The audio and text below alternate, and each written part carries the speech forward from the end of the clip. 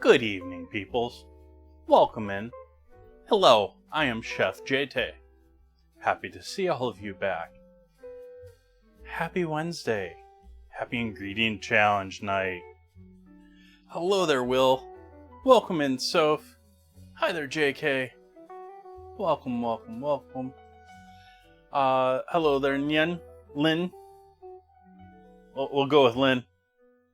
And welcome in, Narrator. Hello, hello, hello, hello.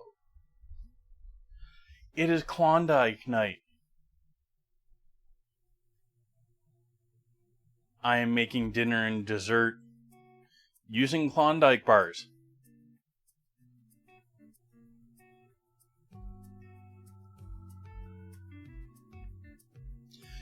So anyways, let's make some coffee.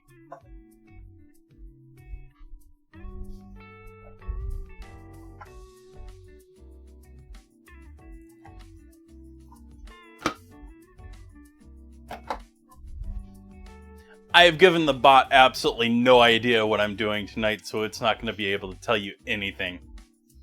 It's all a secret, folks. It's not really a secret, I just haven't told the bot, but here we are.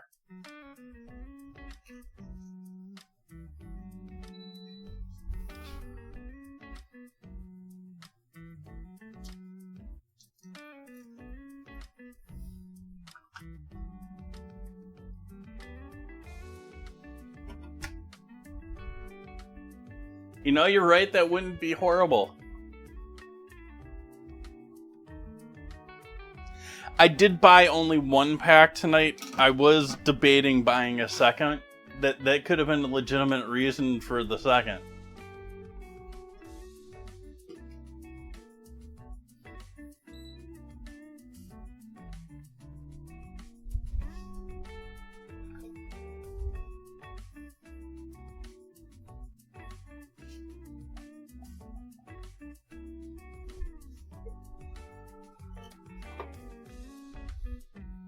I did have two of them in my basket. And I looked at them after putting them in my basket, and I remembered the Red Hots that I still have. And so I was like, let's do this with one.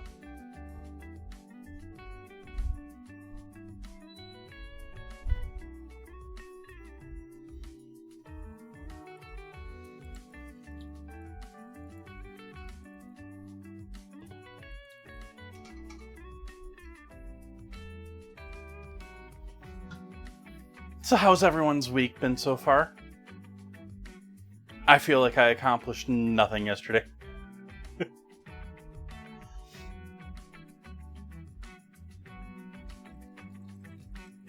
I again went out looking for something at the hardware places and no one's got it.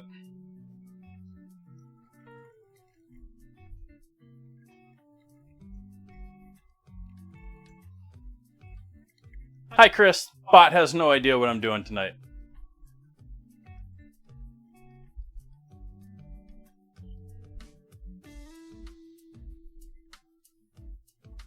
We're working with Klondike ice cream bars.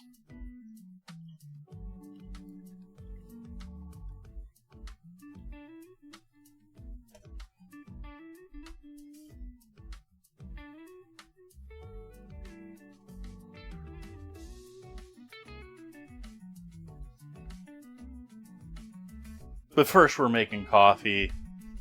We're wondering where my coffee cup is.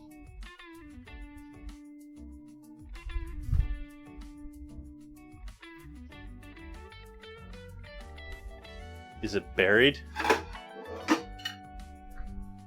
I don't think it's buried. I don't know what I did with my coffee cup.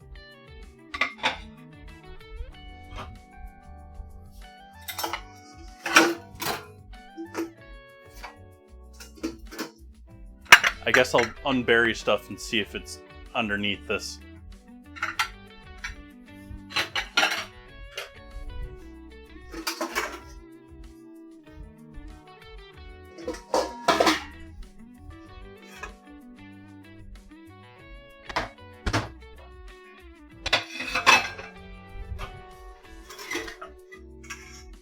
Aha! There it is. On the bottom of the entire pile.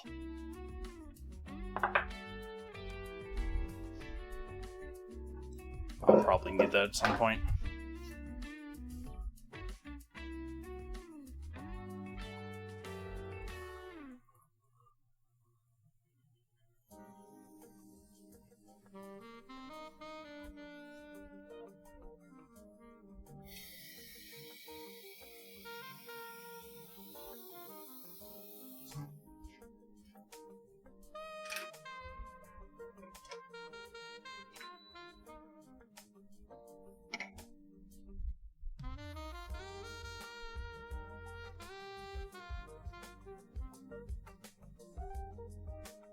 Hi, Dragon. Welcome, welcome.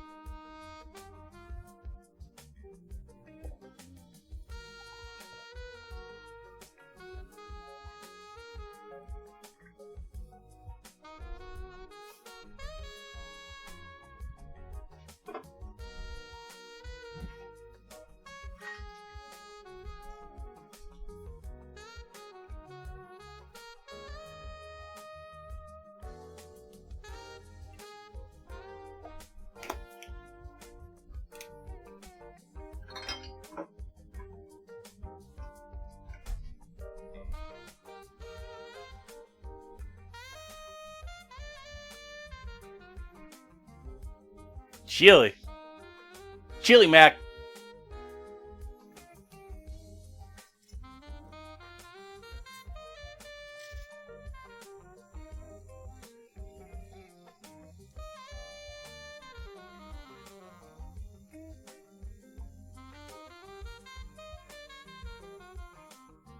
I forget the other term for that.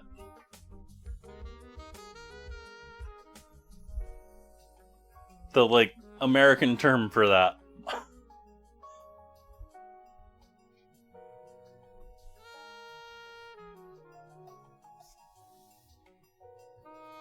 Thank you all for joining me tonight. Greatly appreciate your company, even when I've got weird ingredients to work with. Cheers.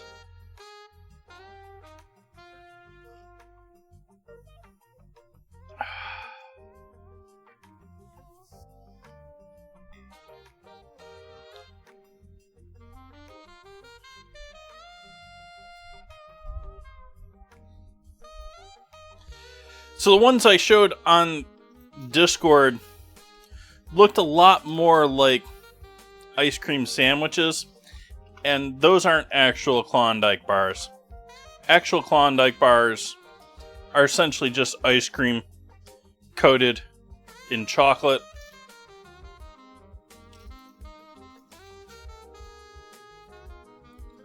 And I have obviously left these out to warm up.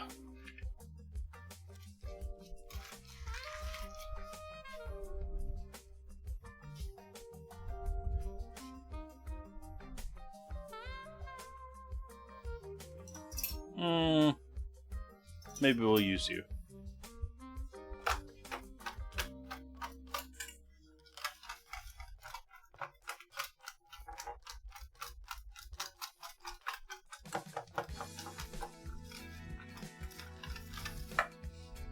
And to this, we are going to add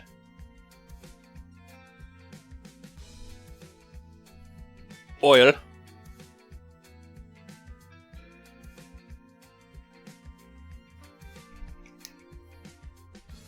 We're going to start preheating our oven.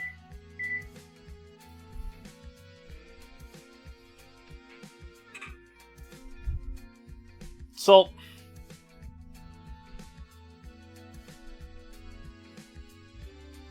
Pepper.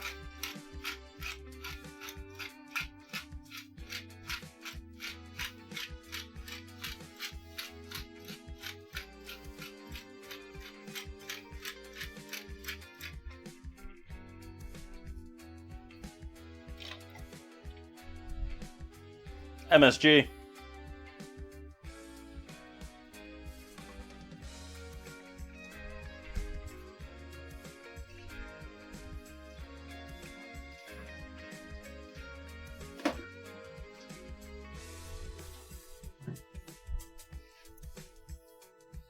Worcestershire.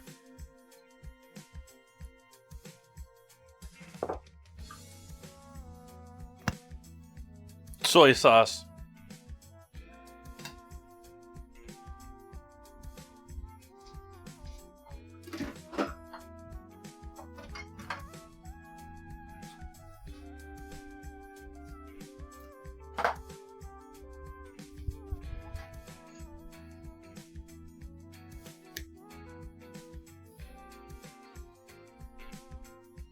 And chili powder. Forgot something. One more ingredient.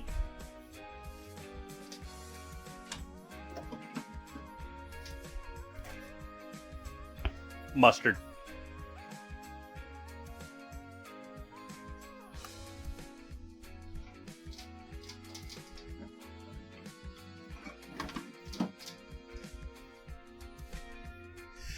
I've had a phase of buying Klondike bars in my past as well. I don't know really what spurred that on and what stopped it.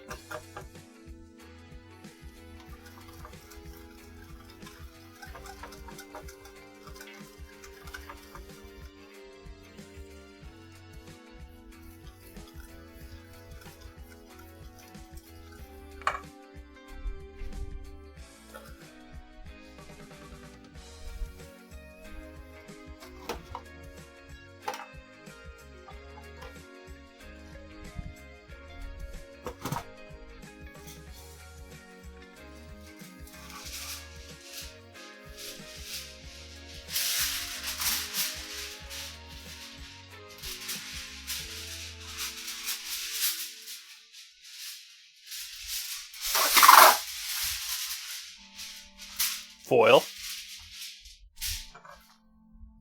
Times 2.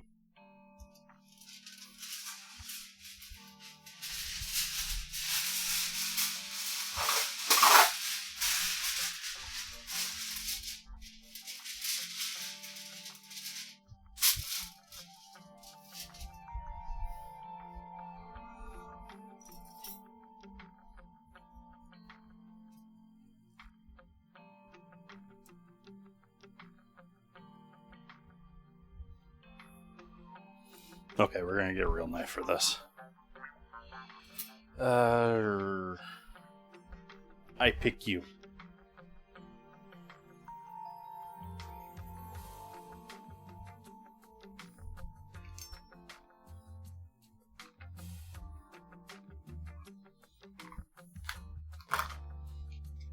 Getting the meat out of the package.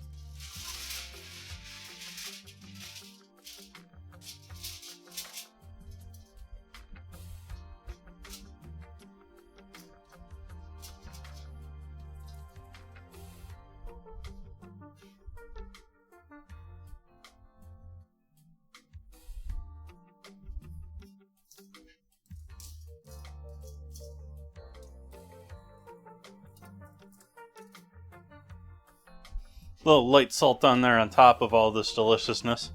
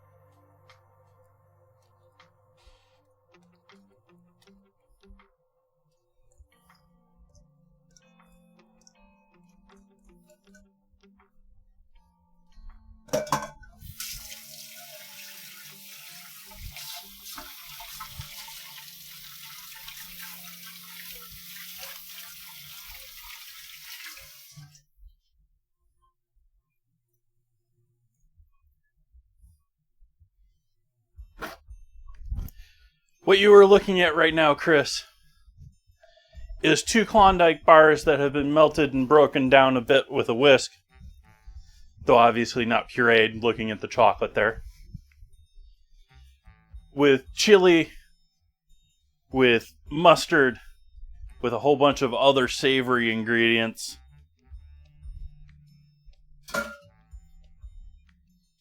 Salt, pepper, MSG. All of that delicious stuff.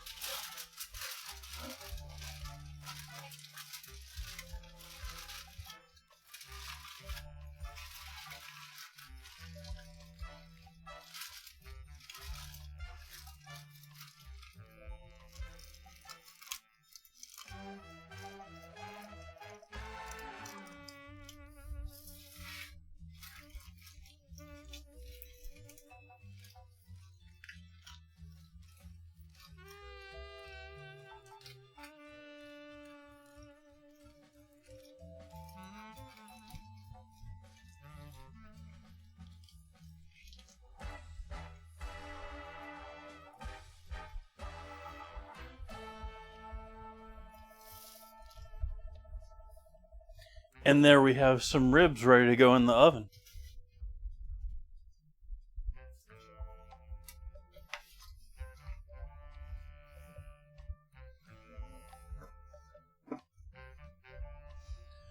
So what do people think? Do you think I just ruined a rack of ribs?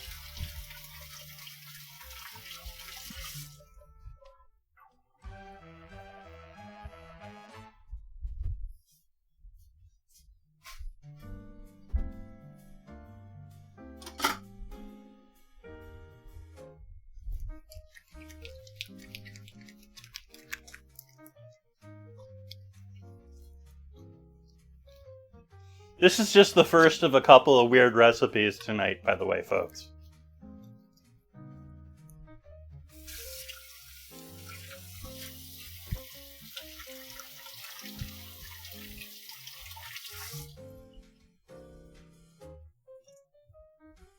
I do not know if YouTube is properly playing tonight or not.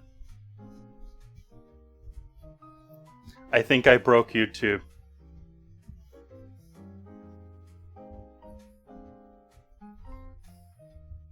Let me see if I can pull up the YouTube stream by itself.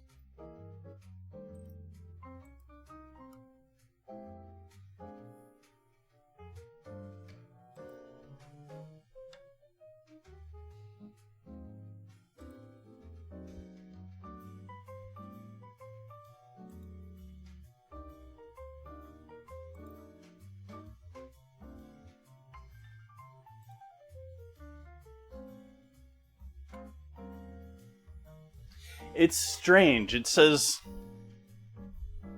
I've got an excellent connection. It's telling me the analytics are fine. It says stream is healthy. I might have to export it from Twitch afterward. I'm not going to risk stopping it and redoing it in case that absolutely breaks it. Because redoing it is a rather pain in the butt. YouTube, improve your streaming service, please.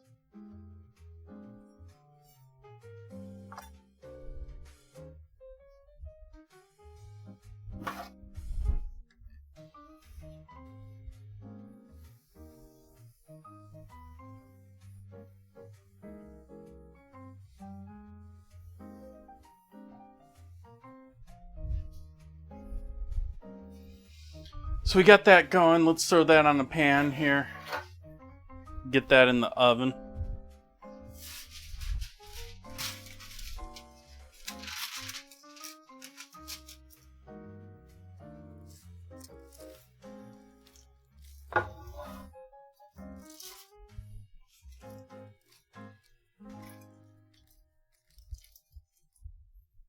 That sort of fits in the pan.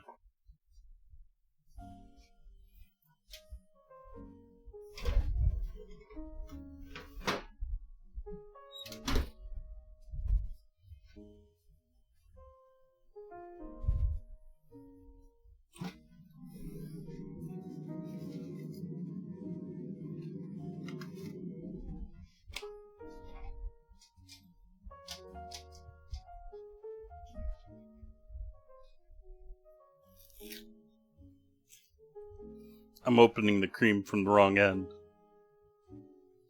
The carton says open from the other end. Oops. Now it's going to be impossible to open. Why would they do this to me?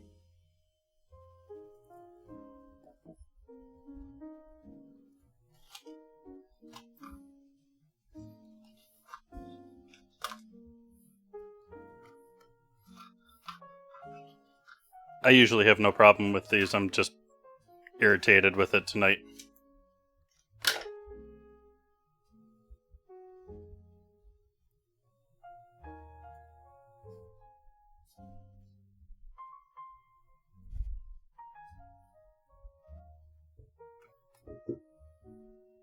Thick cream.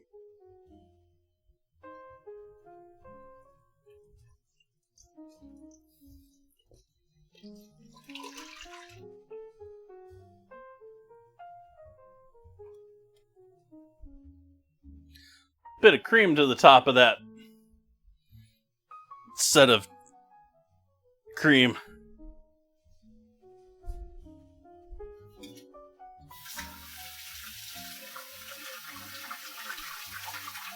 We're not using the same whisk that I got all porky. We use a clean whisk.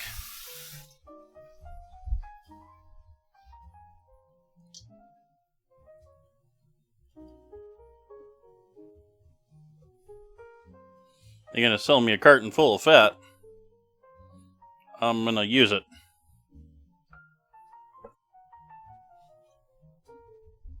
I don't know how. Because this isn't going to whip very well easily.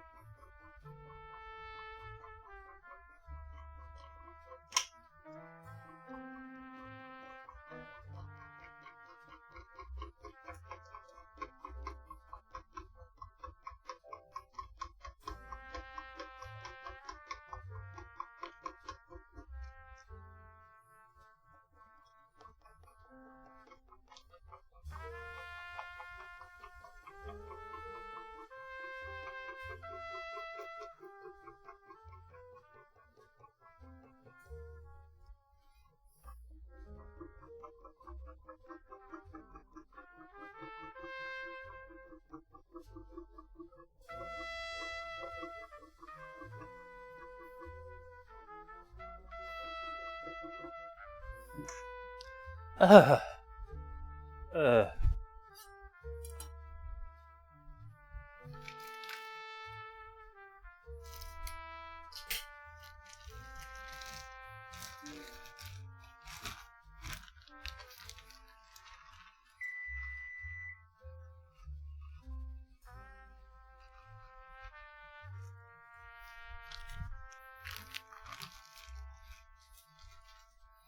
That was the oven coming up to temp. So I threw the ribs in there a little bit early, but... And we're about to go to an ad. I'm just going to whisk that sugar in.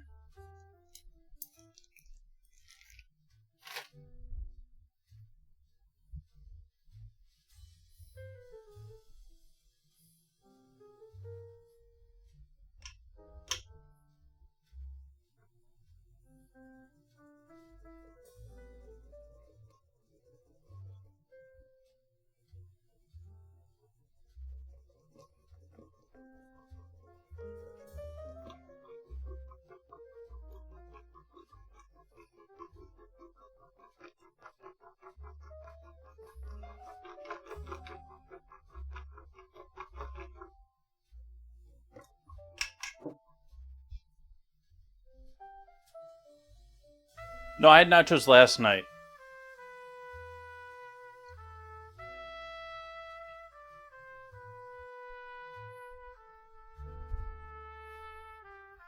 What'd everyone do for Cinco de Mayo? I had cheap pan nachos with largely leftovers.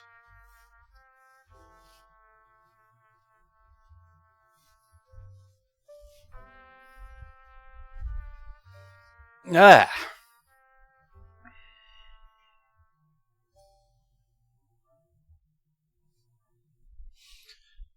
So we're waiting on people to come back from an ad. Is that what I think we're at right here? Yeah.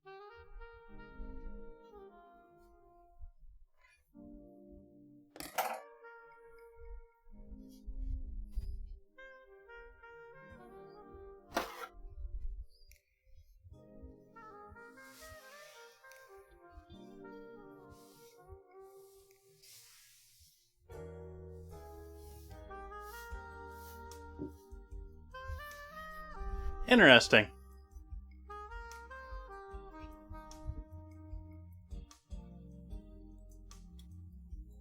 Sort of a quiet night on viewer counts.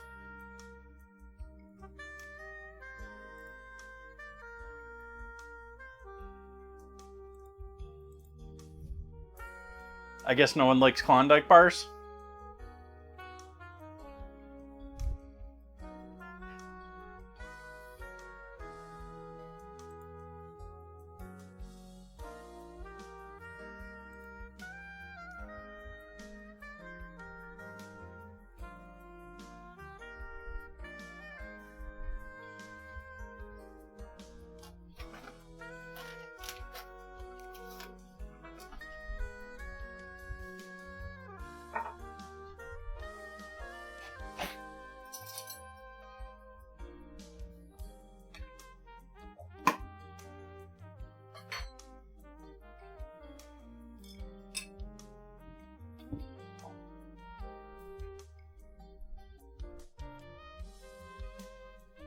Well, I mean, of those that I don't scare away immediately and contradict anything they say in chat and...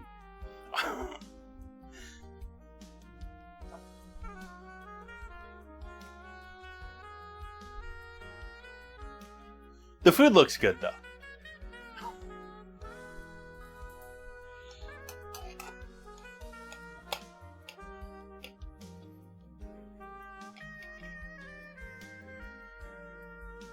Alright, we'll go ahead and add some cocoa in here, too.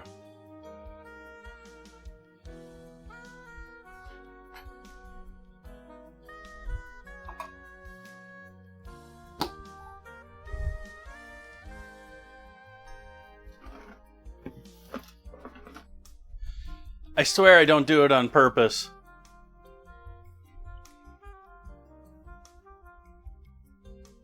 I just know that I do it.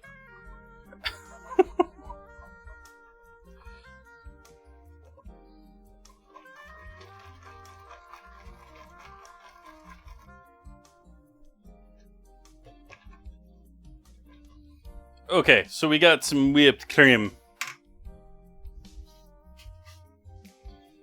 Do we do this in loaf pan? Do we do this in...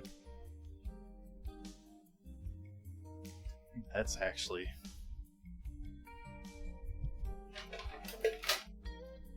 just about perfect.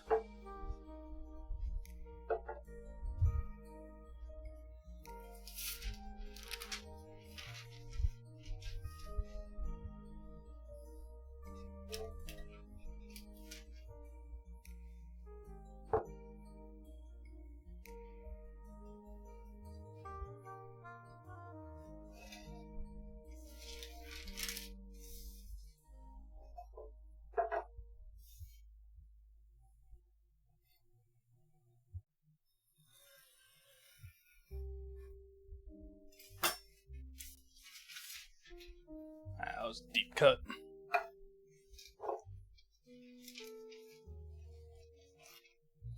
Fit. I cut you special just for this, and then you don't fit. Why aren't you...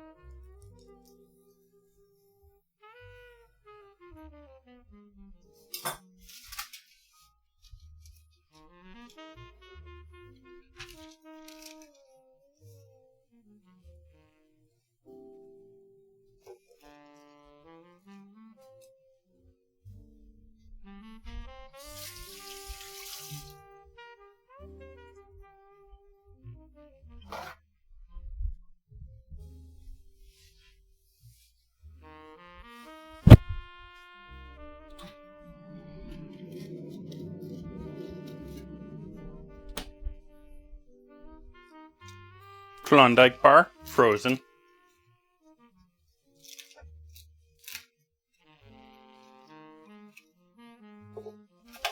Stop.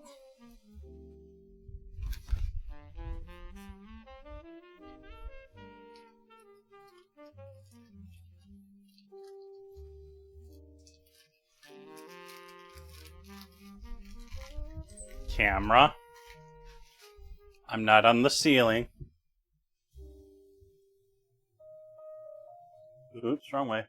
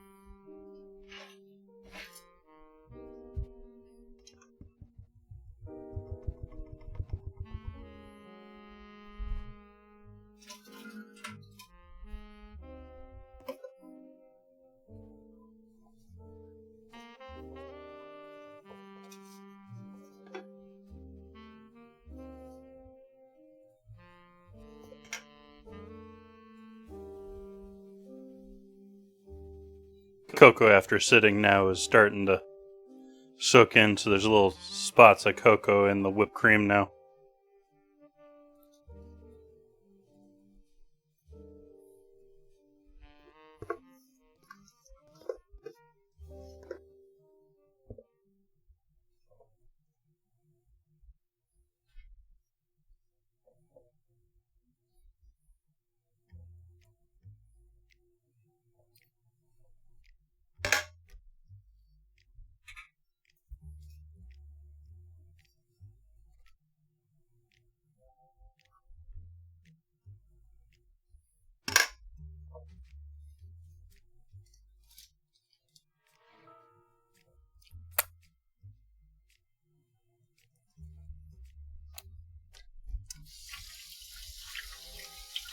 Chocolate whipped cream, yummy.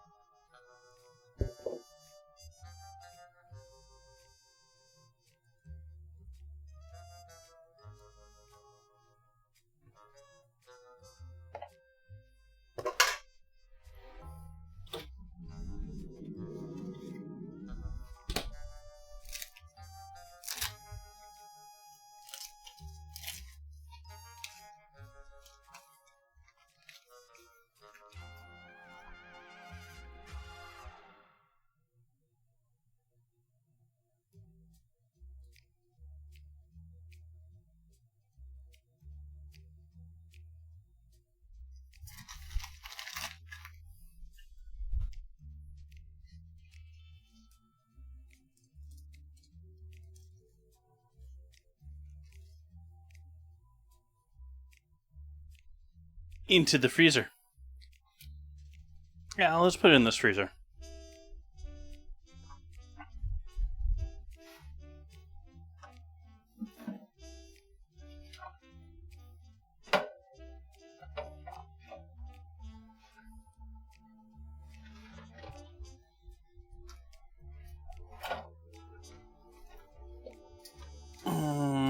know if I like that spot.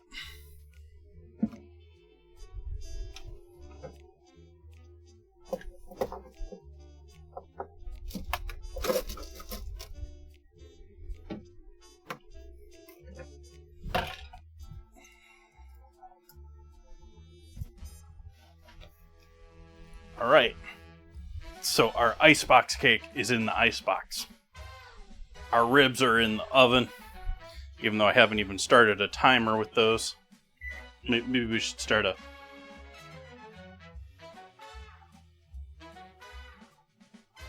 Oops.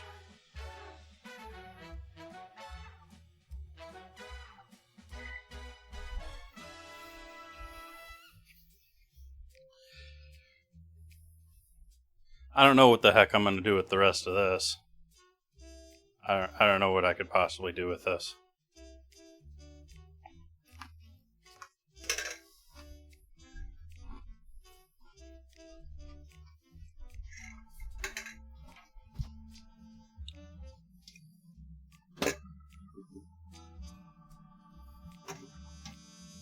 I have no room in my fridge.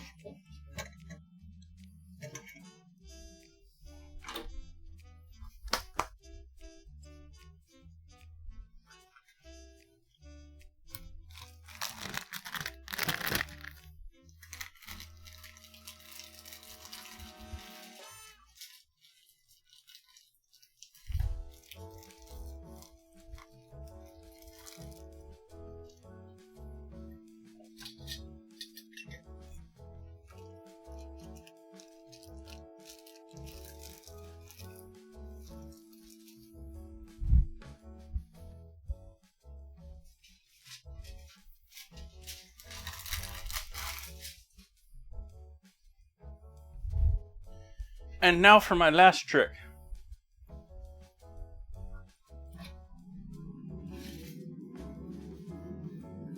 I maybe should have had these out warm for this too. Oh well.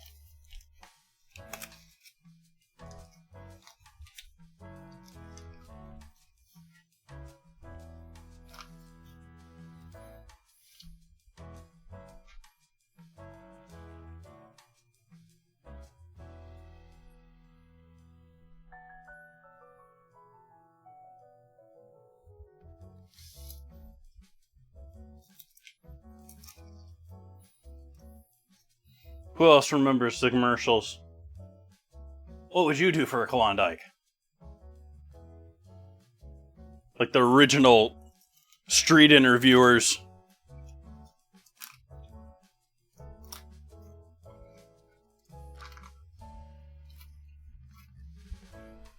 (1980s) street interviewers before it was popular on YouTube, on...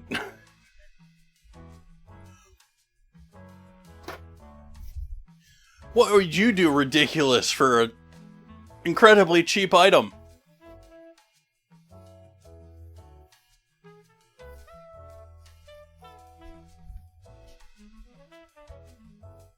you imagine the marketing pitch for that one?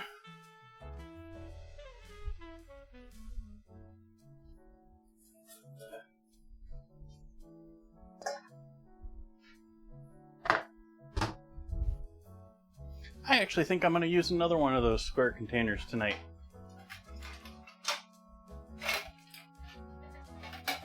There's the lid to one.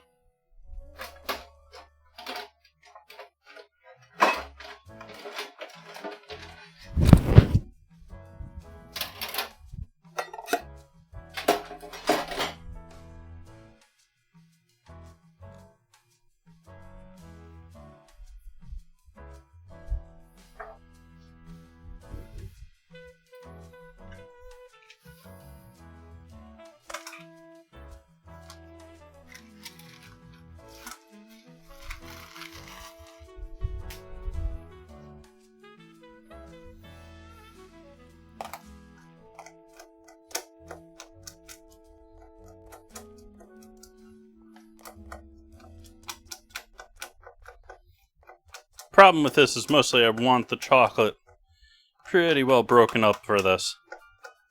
It doesn't have to be blended, but I want it finer than I had it for with the ribs.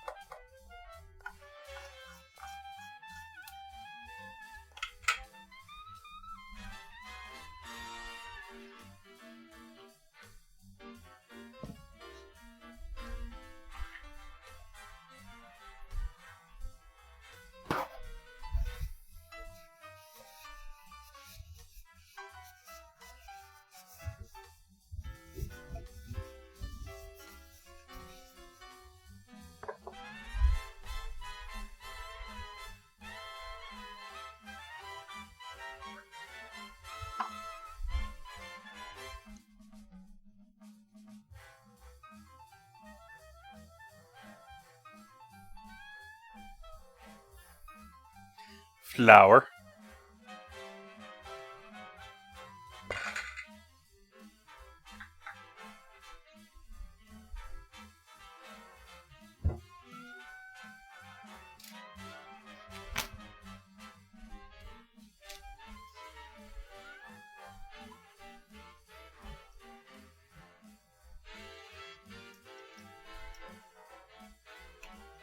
Baking powder.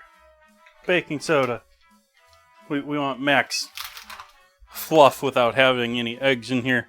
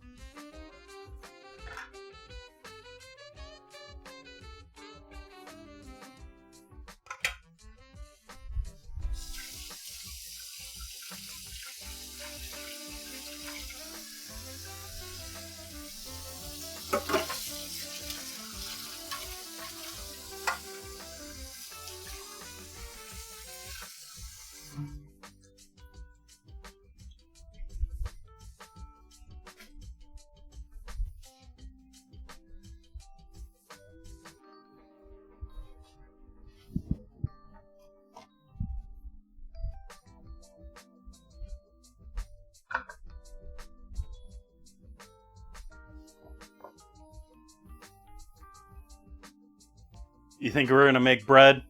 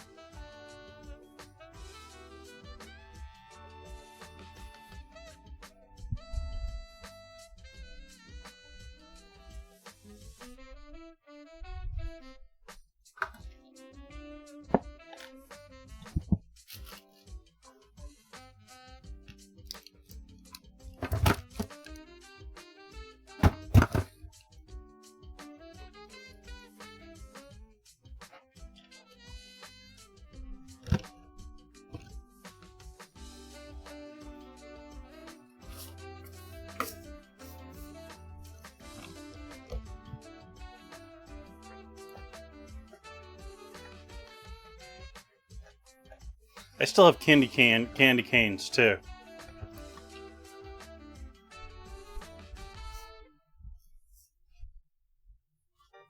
This recipe says you're supposed to put sprinkles on top.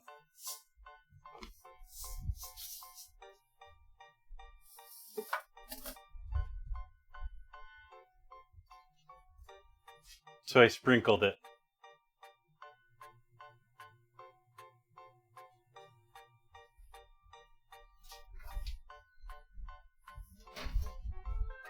Into the oven that goes. Oh, no, that can't go in like that.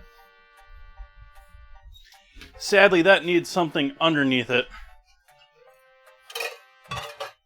Let's put the U underneath it.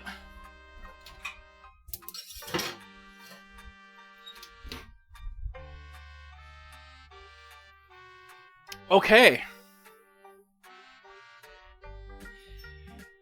And so now we have reached that wonderful point that everything's in the oven. It's just working out this way tonight. Everything is going to be in the oven here for at least another hour. Those ribs are going to be a 2-hour bake affair. The bread is going to be... I'm going to give it 20 minutes from here. But I suspect it to be 30 or maybe even longer. I did cut down the size of the recipe, so I don't know how long it's necessarily going to take to bake.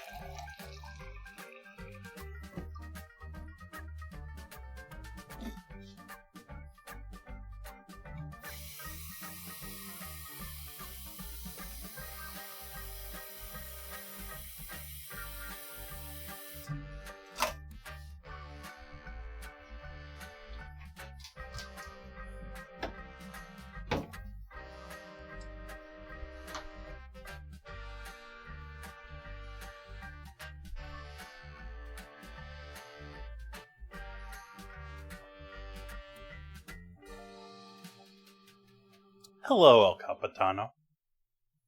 Thank you for tuning in. I'm working with Klondike bars tonight, and for anyone else just joining in. Klondike bars. Ice cream. And so I have made ice cream bread. My first time trying that ridiculous recipe that they always say is just 2 ingredients, but you gotta make sure you use self-leavening bread, and they always include sprinkles as well. But, yeah. So, we're gonna try doing ice cream bread. That's in the oven. Gonna be doing...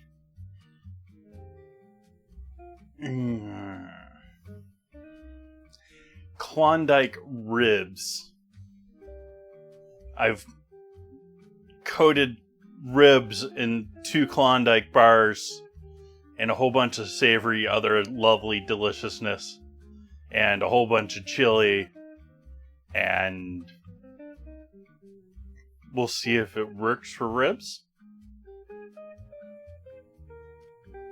And lastly, I've made an icebox cake with chocolate whipped cream, Biscoff, and flanked on either end with a Klondike bar. And that is solidifying in the freezer. Everything else is in the oven. So we're chilling. Well, actually, I'm sweating, but I'm trying to cool down.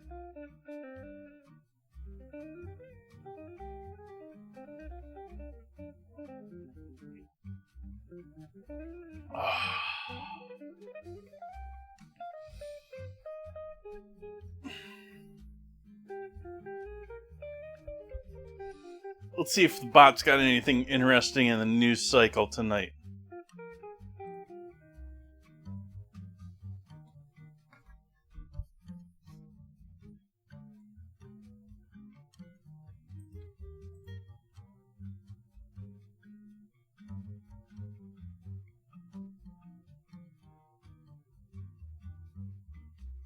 Maple Leafs win the draft lottery.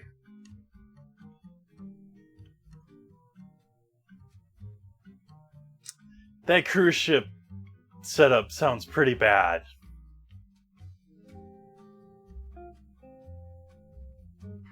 Anyone else following that whole thing? Like, that follows under the whole, like, I'm not big on cruises to begin with. But, no, it's not COVID 2.0. It's, hantavirus, which you get from being in close contact with rodent poo. And apparently the version that's on that ship is the version that is transmissible from human to human as well. Like, there's apparently more than one version of these that comes from rodent poo. I don't know. But they're now being, as is sort of standard when it comes to cruises in this, like, you get people sick on the cruise and all of a sudden they can't dock anywhere. And so you're stuck on, the healthy people on this ship are all stuck with all the sick people now. And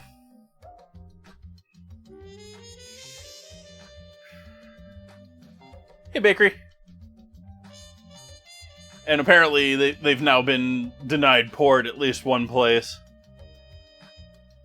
And it's sort of like, I'm just going to jump off of this ship at this point. I wouldn't want to be there.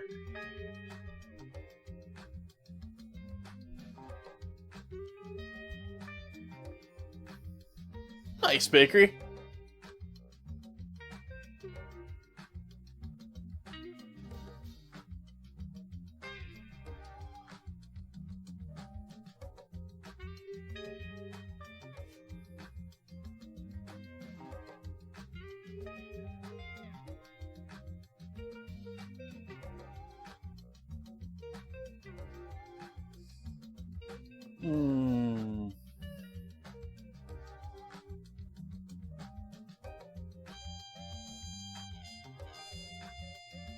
Xbox is ending development for Copilot on Xbox.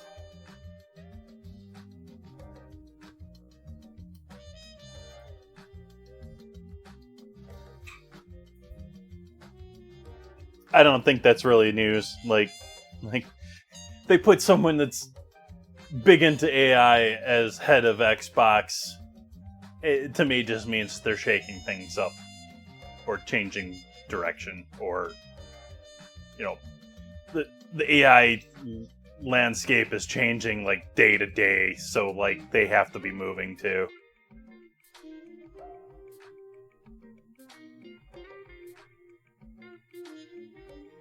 Let's see here.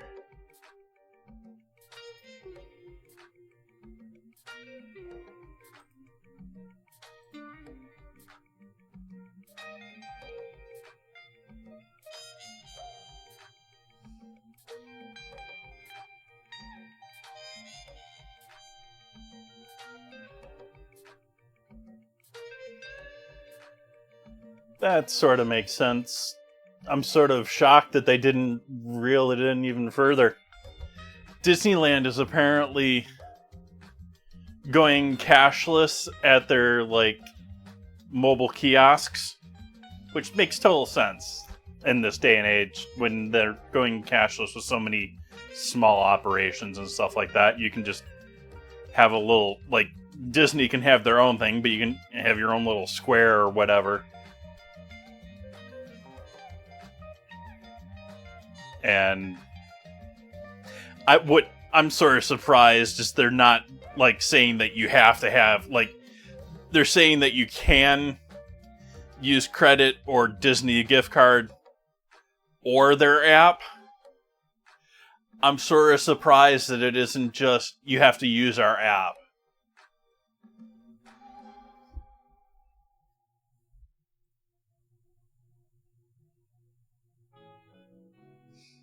I think the plan here is I'm going to sit here and talk news and chat and be all that with while we wait on our bread, we'll start a proper timer for the bread too.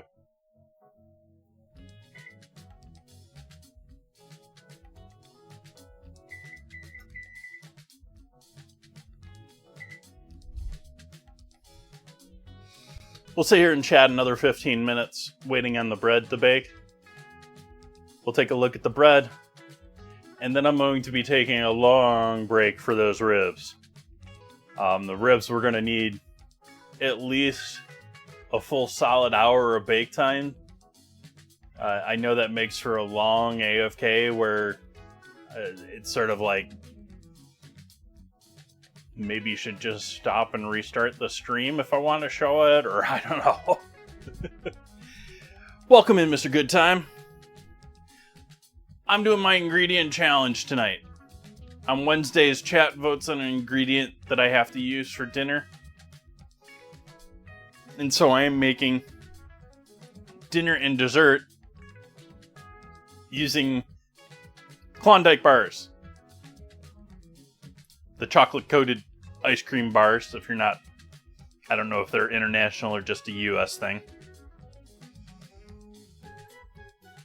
And so I have made Klondike bar ribs. I have melted down Klondike bars and combined them with a whole bunch of other savory barbecue-like flavors and used them to coat ribs. Figuring chocolate with chili... the vanilla wasn't going to be horrible there. The biggest risk is the dairy not working out because I don't know the exact science of what their ice cream is. And then dessert, I have put together a icebox cake using Klondike bars. Small little 4x4 inch ice cream cake.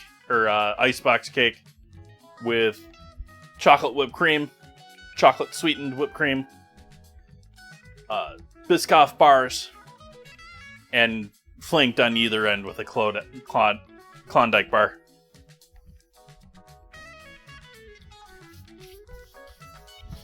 So that's chilling in the freezer already, setting up and hopefully solidifying. Hopefully I'll be able to pull that out in one giant chunk here at the end. And the ribs will be delicious. Who knows? I do have potatoes to potentially roast. I'm not 100% sold if I want to bother with that tonight or not. I'm not hugely hungry tonight.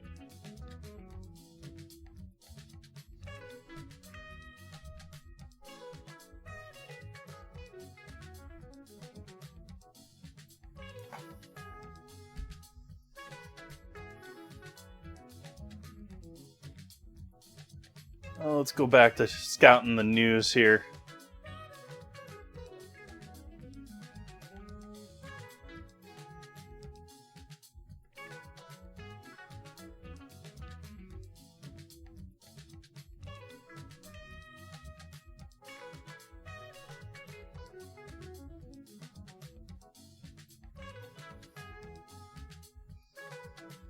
We can skip that one about that, yeah. So many earnings things that I don't care about even reading, much less talking about.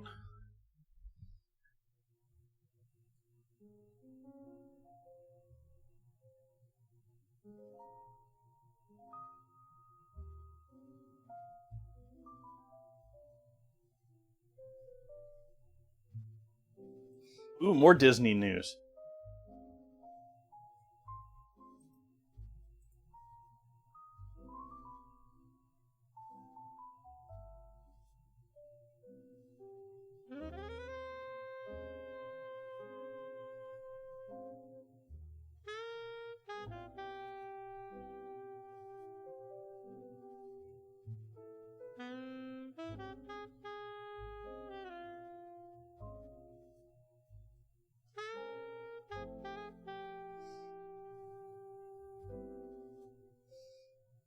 Okay, this is...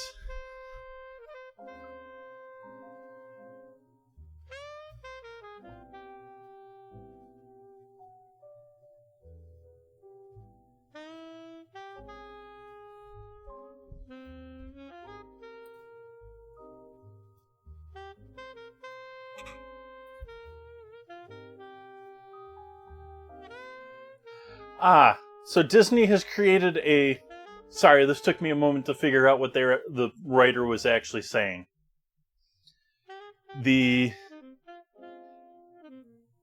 Disney is making a dinner plan, but it's really for people that aren't really paying attention to how much they're paying, is what the writer is saying.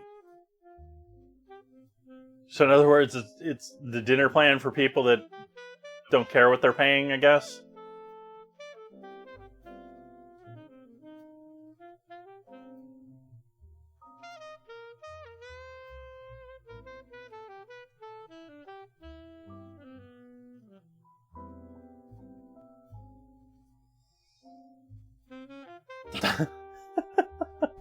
This writer is... wow.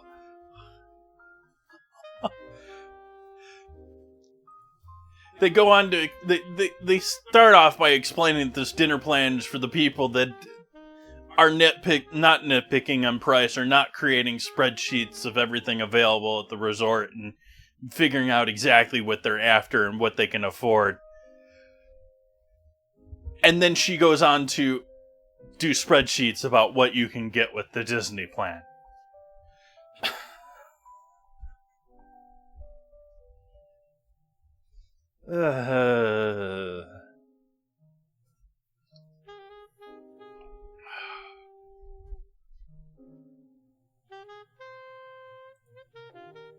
What's in the cooking trends tab?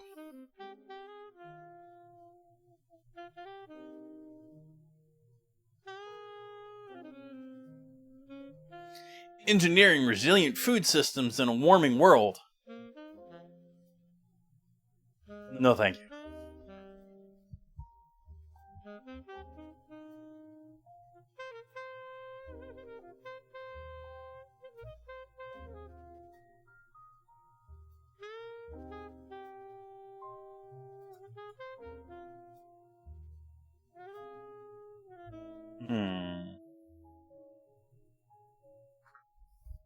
Not much else there.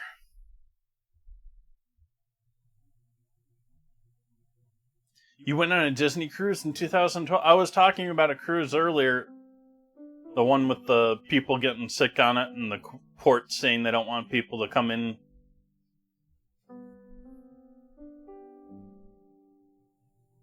Like, apparently the version of this disease that's on the cruise ship is sort of nasty, too. Like, something like a 40% mortality rate.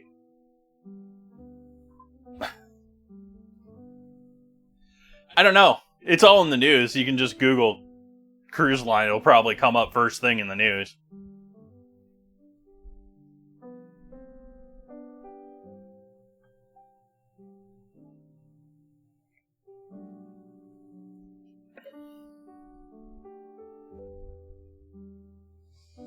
On the other hand, I sort of get the other end of the spectrum with cruises in the people that... Okay, this is more of an American thing, where we pay for healthcare and a bunch of other things that other countries don't. People of other countries don't. There is most certainly a segment of seniors in the U.S. that just decide that they want to retire on a cruise ship, where they don't have to worry about food, they don't have to worry about insurance, they don't have to worry about driving, they don't have to worry about their place gets cleaned daily for them, such, yada yada yada. And that I sort of understand. The other end of it, like, I just don't want to be stuck on a boat.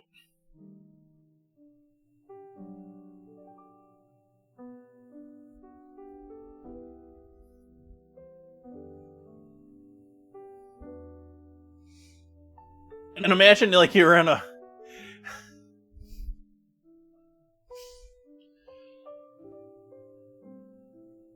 I posted an article today that there are countries now thinking that they have other locations with major shipping lines going through them that they can now profit off of or use as a political tool of their own in international politics. the one that was brought up was Singapore. But, like,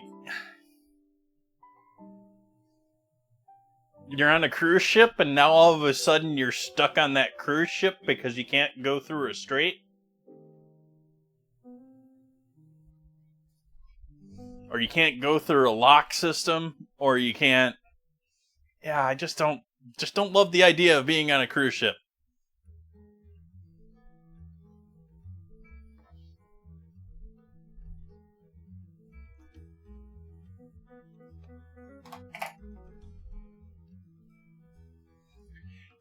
And they're very much trying to pin all of this health-wise on that current cruise. But I've also read a news article where apparently it sounds like this ship is just disgusting. It sounds like there was someone that already got sick on the ship on the last cruise.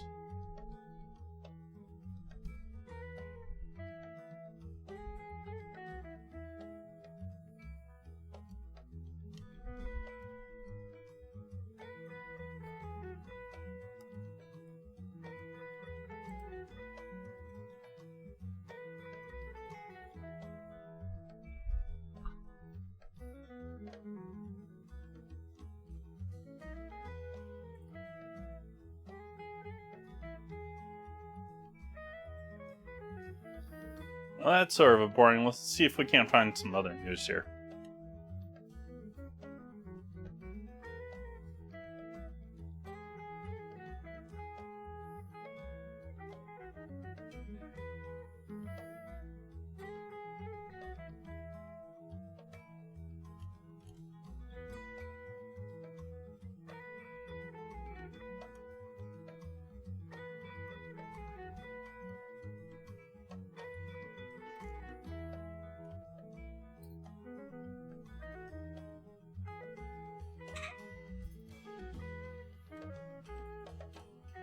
Well, there's more good news about AI.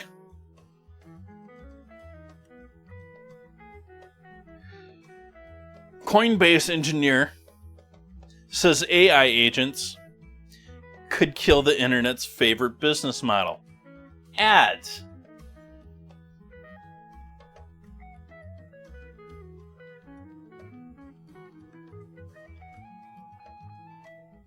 Which... Nah. This is just news for news. This is nothing. This is a nothing burger. Because, yeah, they're going to get rid of the types of ads that we currently use on the internet. But AI is going to add so many more ads into our lives. It's not even... It's just disgusting. Like, you watch an old movie on streaming services now, and they're going to, in the near future, have product placement and built-in ads in them in old movies and stuff like that with modern products, because AI can do it. Like, it's going to be in everything. And when, you know, they say they're getting rid of advertising on the internet, the advertising is going to be built into the AI. It's going to be, you pay the AI to recommend our product. As messed up as that is. That's the way we're headed, at least right now.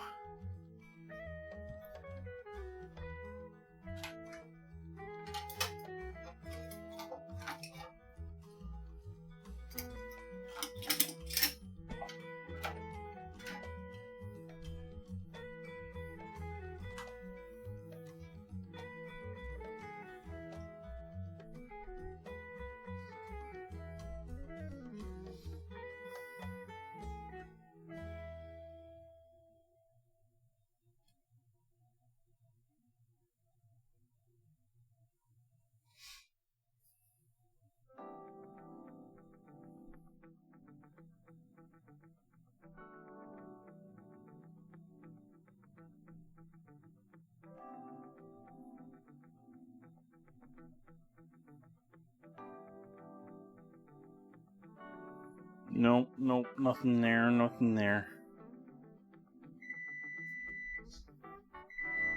Wow, that was 15 minutes already? Nice. Let's see if our bread is bread yet.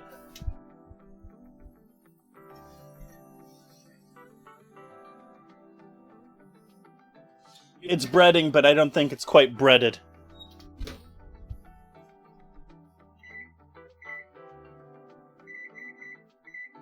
I'm giving it 8 more minutes.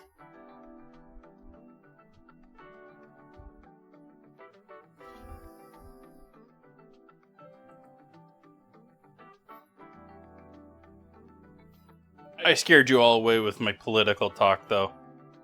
Even though I wasn't really all that. Anyways.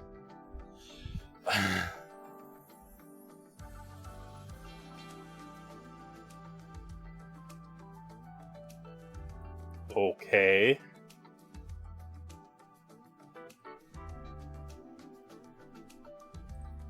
What is this article?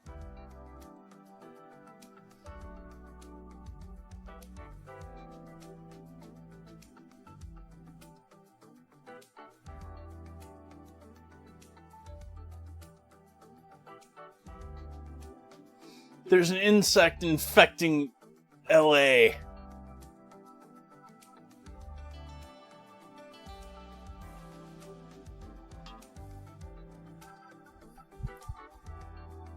Killing all the willow trees.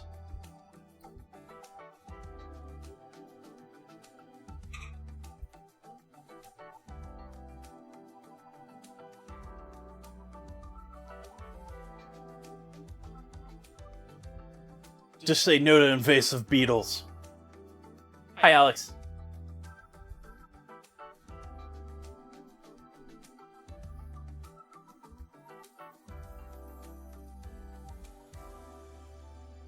Yeah, well, we're gonna have a couple more minutes until I pull the bread out, but then we're gonna have a long break. Hi, Alex. Welcome in. I'm working with Klondike bars tonight, but I've done all of the stuff, basically, at this point. We're started chilling. I've taken Klondike bars and turned them into the basting liquid. Basting mixture of a rack of ribs, along with some mustard, some Worcestershire, a whole bunch of chili powder. So you got all that loveliness in there, just coating the ribs, wrapped up tightly in foil, cooking away in the oven. I've also got Klondike bar bread in the oven with another couple of minutes until we give it another check, another 5 minutes. And the last one is I have made a Klondike bar icebox cake using Klondike bars, chocolate hand whipped cream, sweetened, and Biscoff cookies, wafers, thingies. And that is in the freezer setting up. So we have dessert in the freezer solidifying. We have ribs in the oven cooking. And we might have bread here in a brief moment.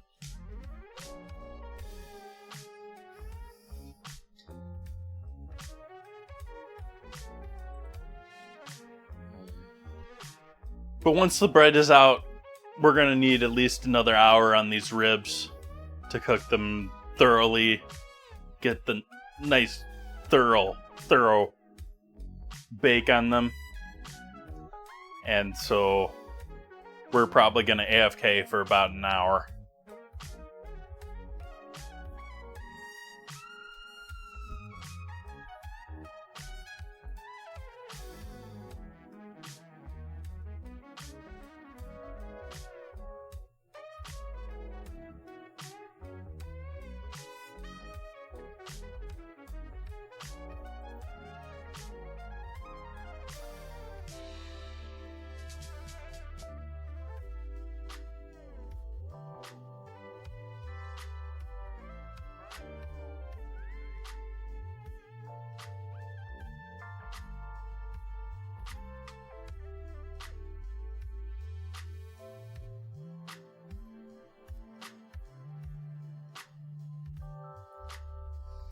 Ah, you're kidding me. They're embracing it.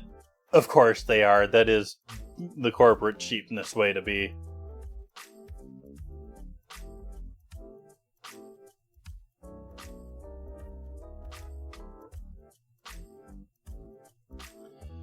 Chipotle is leaning into their apparently they're leaning into the whole. They were cutting back and smaller scoops and smaller scoops, and now the CEO has come out and said, "You should ask for more, because we're not going to give it to you unless you ask for it. You have to use your social pressure. You have to socially sit there and push us in order to get your full value into your meal." Hi, Noxious. I'm sure you were here for that rant. Appreciate you joining in. A little bit of a weird night tonight for me. I'm sitting here just sort of chatting tonight because everything's in the oven, everything's set up. What you got, Splits?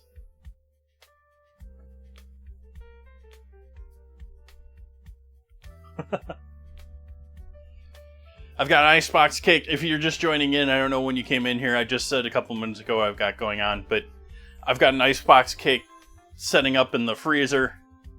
I've got ribs cooking in the oven, and I'm working on making my first attempt at ice cream bread. If you've seen the viral recipe long ago, giving that a shot, because tonight's challenge is to use Klondike bars, both sweet and savory. This is what I do every Wednesday. Chat votes on an ingredient in the Discord. You can submit ingredients in the Discord. And whichever one everyone votes on, I have to use. So everyone thought Klondike bars would be a challenge or something.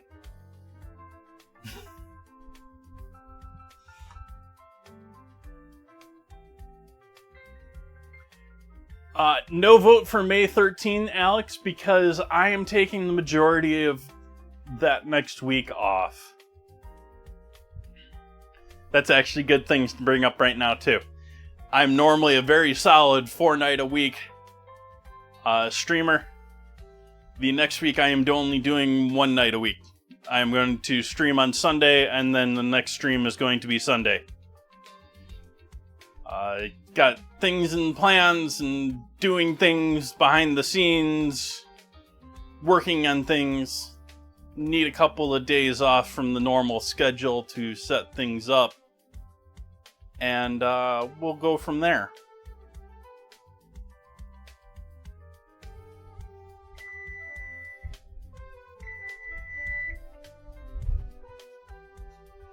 Bread time.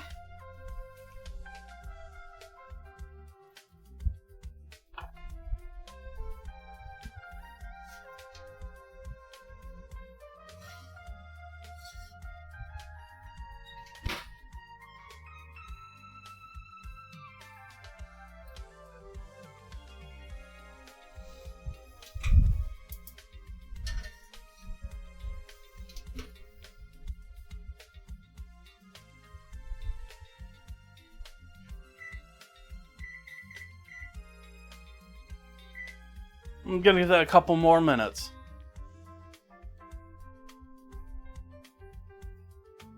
New kitchen in my backyard. Would love to have an outdoor setup, but no.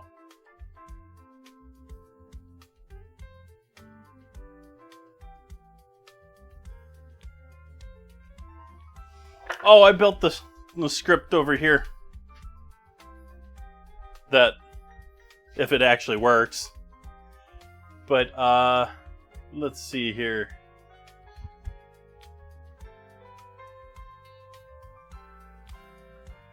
See if I can't pull that link up. Anyways, in case you're not, yeah, it's face tracking. It's not OpenCV. Well, it's using Google instead. And it's a Python wrapper to OBS. that I'm actually not even running on this machine that's using NDI on a separate machine.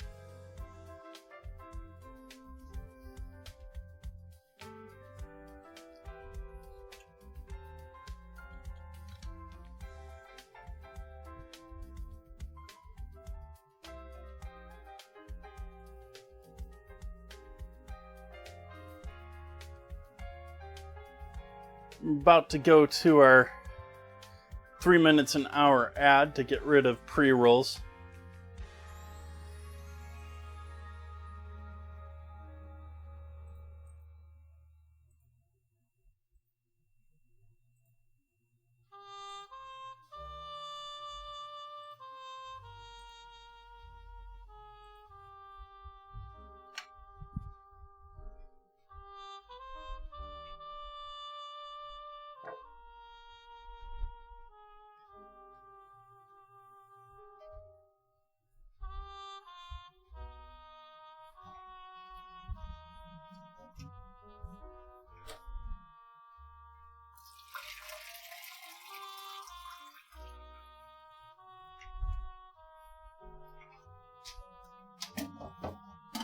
Happy to see that Twitch is recommending my stream. That's nice.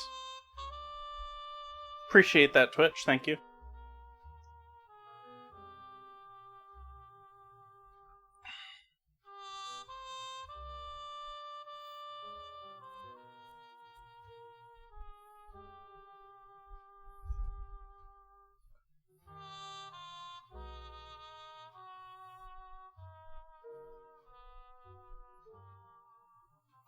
I totally missed Master Split's Hong Kong Cafe request. Where was that? Oh.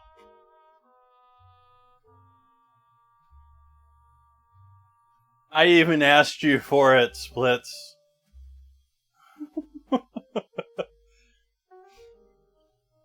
Hong Kong style cafe dishes. Baked pork chop on rice. Macaroni soup with ham.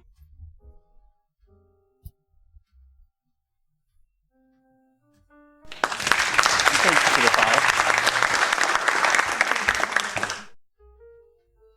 I'm tentatively planning on doing Senate bean soup this Sunday. Is that close enough?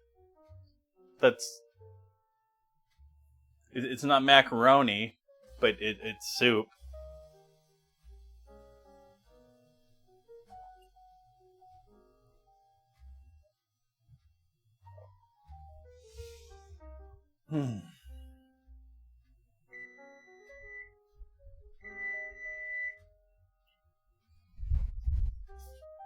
Final bread. We're pulling this bread out now.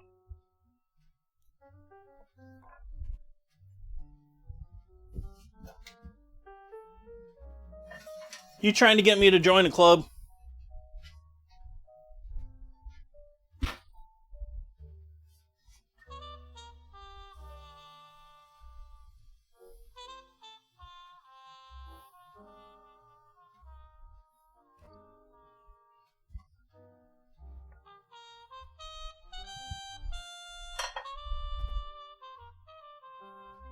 Do I need frilly toothpicks to be a part of this club?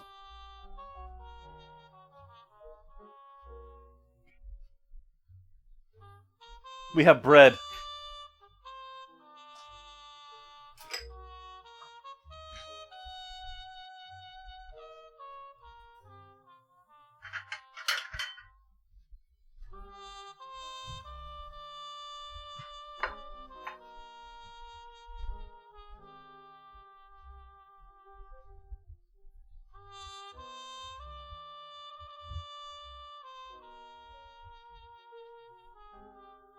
Read an article that Jersey diners are having issues keeping afloat. That's sad. If Jersey diners are having issues, I assume New York diners are too. Bread. We made ice cream bread.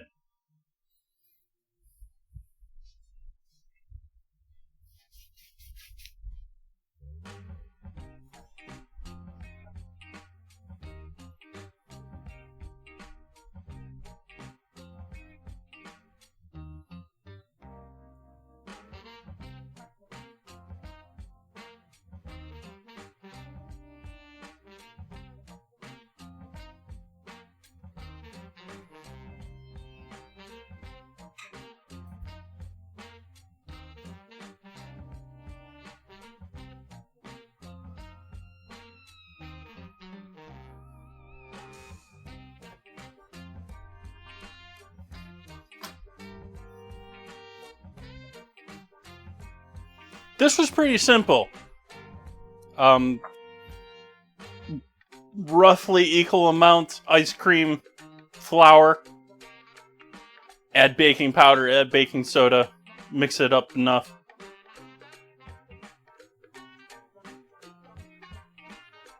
It has to be among the easiest recipes to do for baking. Baked pork chops and rice Hong Kong style. I don't know what makes it Hong Kong style. What makes it Hong Kong style?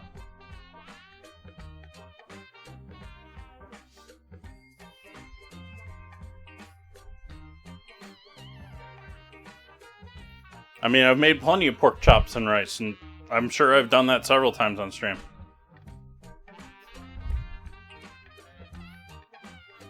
Give me another couple of months, I might be able to be actively search and see and show you and say I did it in this episode, that episode, and that episode.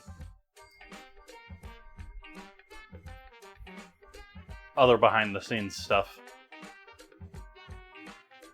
Mostly me pulling my hair out, being like, why can't you actually do this, LLM? I've asked you 50 times to do this, why can't you do this?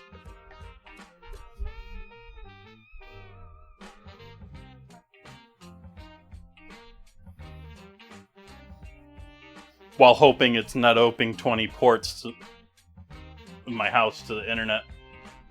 And, creating useless dashboards and anything you can but do what you want it to.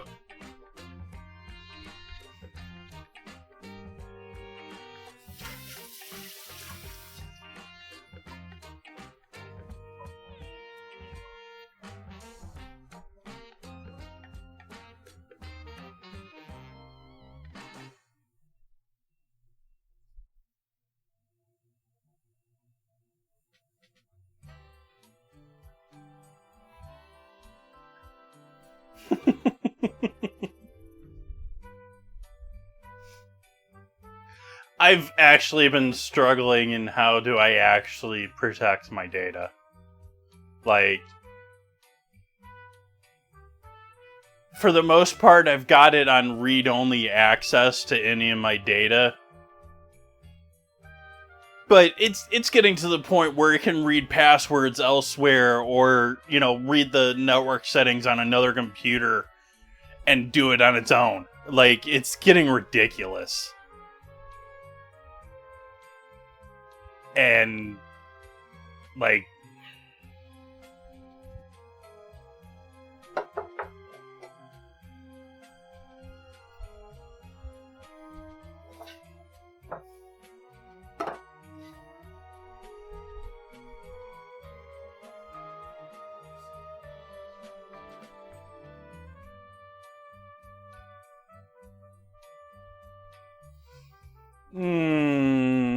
I wish.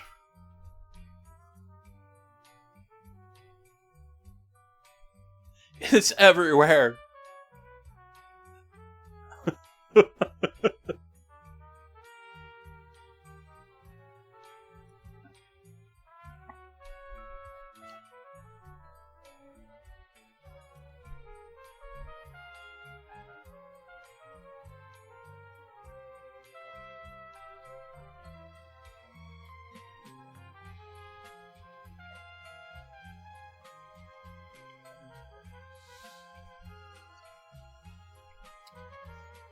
Which is largely what I had done already, but I'm still like I was saying, I've got it basically on what I have running. I have basically running on a computer that has nothing but read access to the rest of my network. Has no passwords stored locally. I have to run scripts and enter passwords into it anytime it reboots. And I'm still worried about it going out there and grabbing stuff from other machines.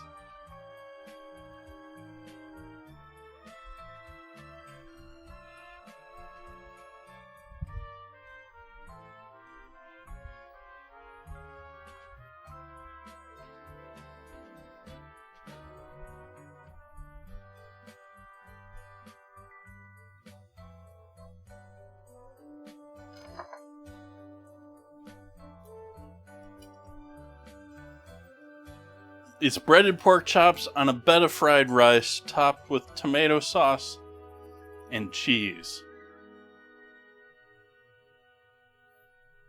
Doesn't sound half bad. What kind of fried rice? We're gonna cut into my bread and see how the bread cooked.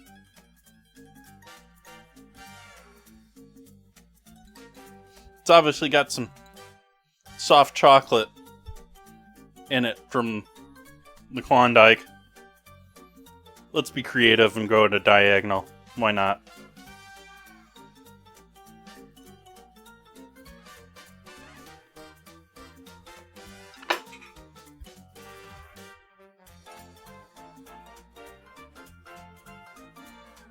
You know, I was sort of intending this to be like a savory bread, but this is looking pretty damn sweet and pretty damn good.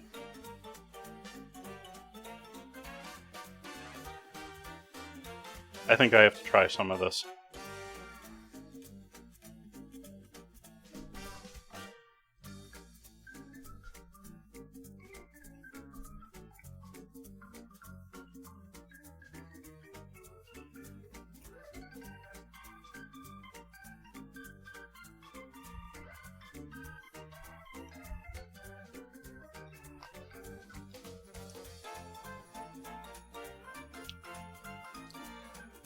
It's not bad, but there's a weird flavor to it. There's something weird going on here. Whether it's what they used for chocolate or...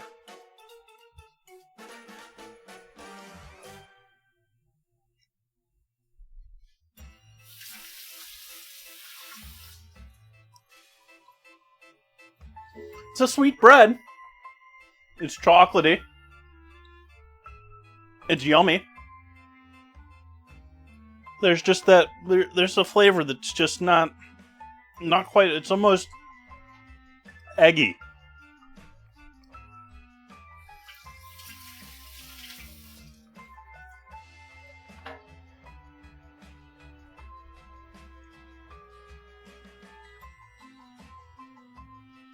Getting sprinkles stuck in my teeth.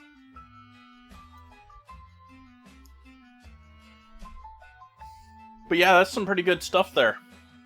I want to sit there and eat all the rest of that, but I have other dinner. I wasn't hungry until I broke into that. Now I'm all sorts of hungry.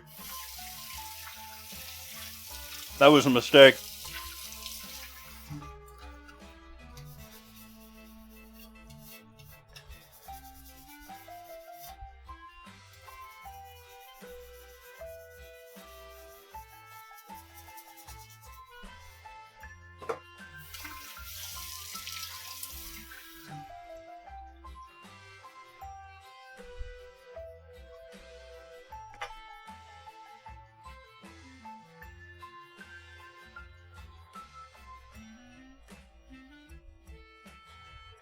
Yeah, let's just go.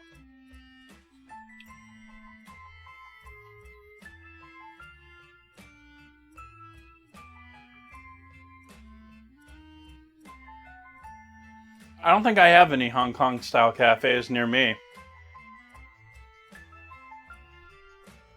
There's not a ton of Asian influence in Sonoma County, despite there being a relatively large Asian influence on the western coast here. It seems to be much more of a Russian influence in this area.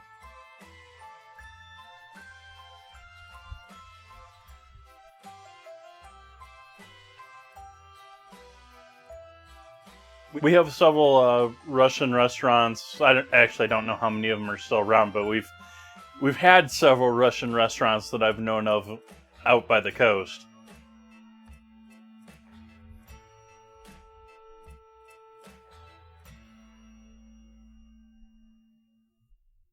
Out of water in my glass again.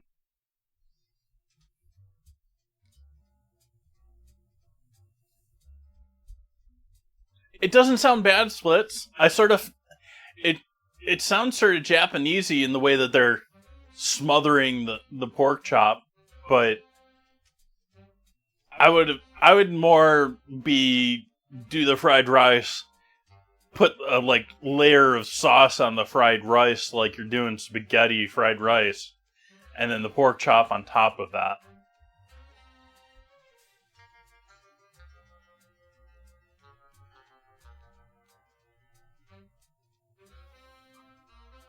Cheese is also an interesting one too. You don't have a lot of dairy in Asian culture because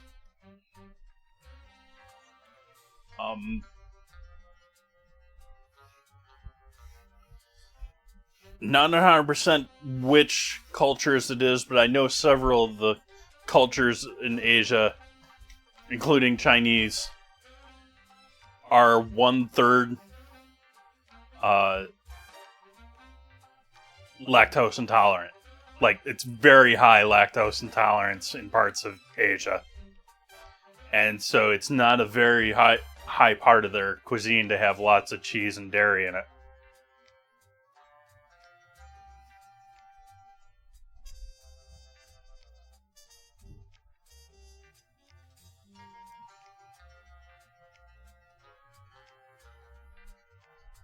Did I set another timer? No, we need to set another timer here.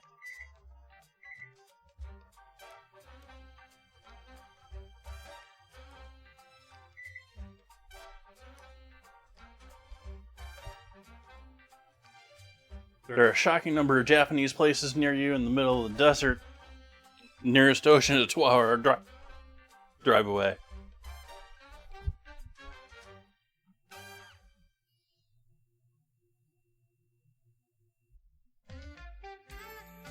Yeah, and I'm not sure how much of them are which and which, considering it sounds like glut flora can impact your DNA over time.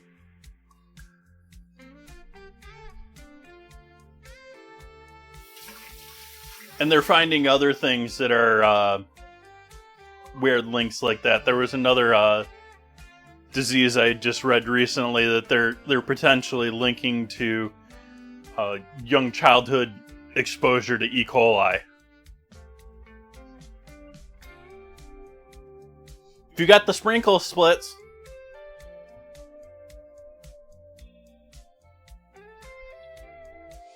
we're doing Vietnamese night on Friday for Soph. At least I think that was what's in the books.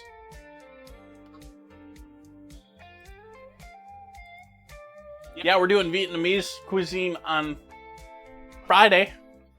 I have to figure out what I'm doing on Friday.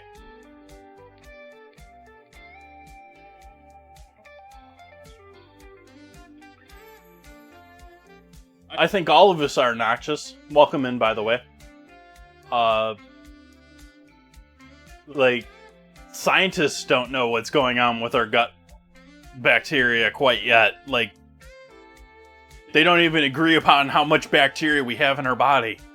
Depending on who you talk to, you have 2 to 20 times as much bacteria as you have your own cells, even though they're technically part of your own body.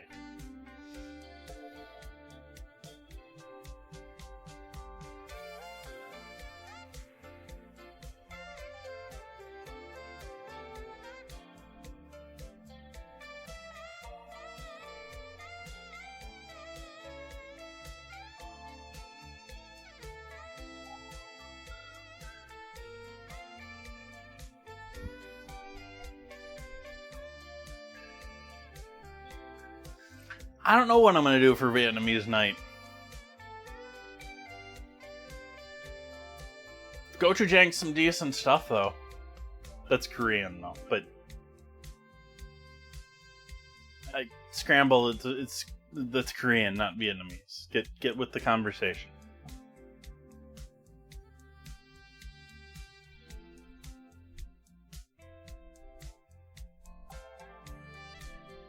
Sub sandwiches.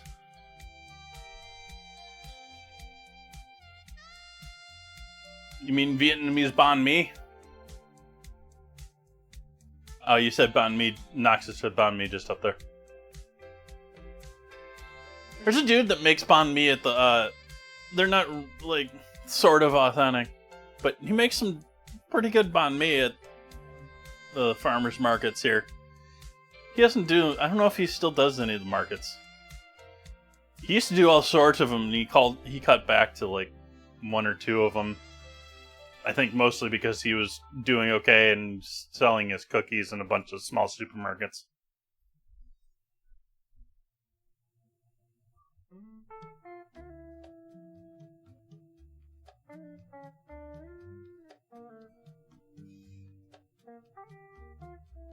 I assume that there's some places to find a banh mi around me as well. There is a pho restaurant that I know of. There's probably more than one. But I know of at least one that probably has the rest of the stuff to go along with that. Yeah, pho that's not on my list. Like, I make chicken stock on stream every now and then. That's my long stream. I'm not going to be doing long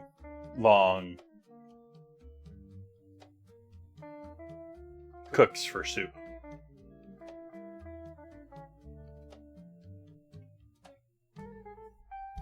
You're going to have to live with my chicken stock. Chicken stock. It's now going to freeze since I pulled it out of the freezer and moved it.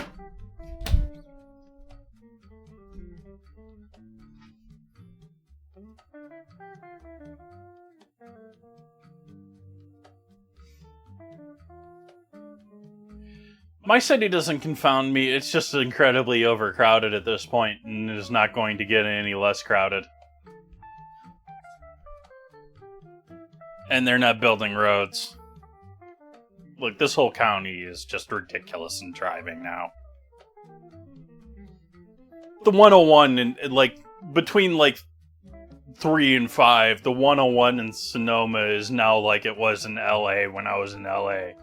It is straight up stop and go traffic over the hill between Petaluma and Santa Rosa every single day.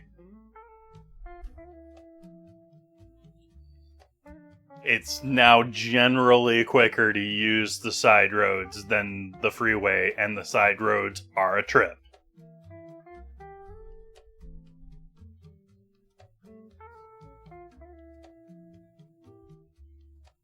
And other than the freeway, all the other roads are like one-lane roads, so it's like maybe there's a dotted passing area for you to pass that 15-mile-an-hour tractor? Maybe.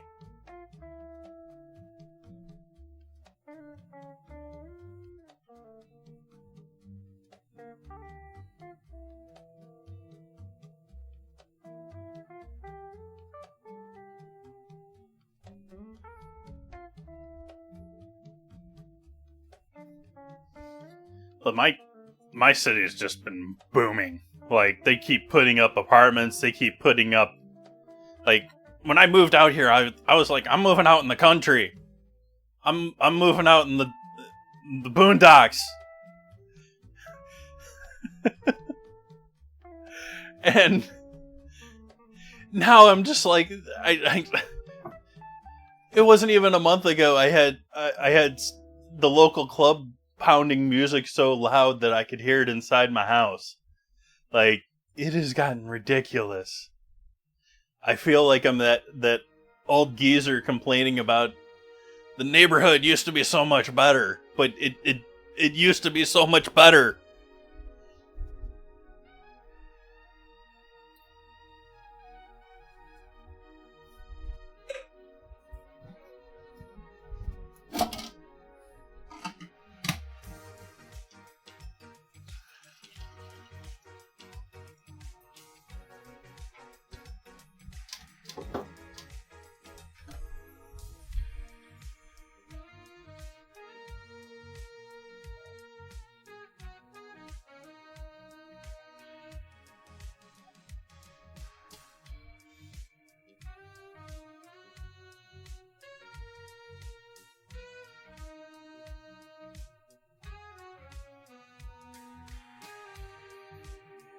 Oh, this place is...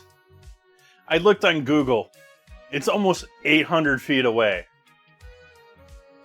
Like, that's over 2 football fields. And I could hear country music in my house.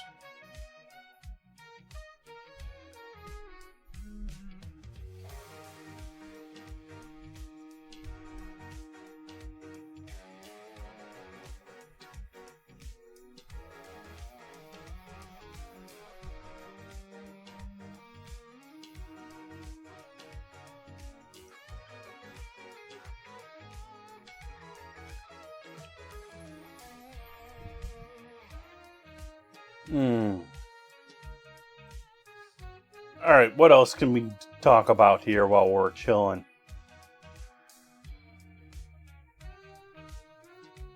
The alternative is me just leaving the music playing while we wait on things in the oven, which...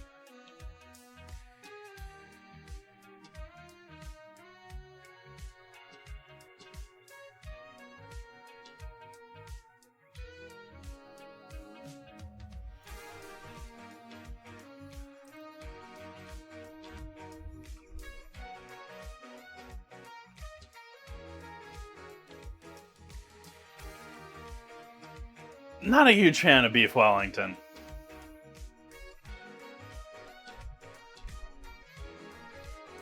They had their time and their place. I'm actually much more impressed these days with the very fancy pies and stuff that they're making in England. The meat pies and stuff that they're doing.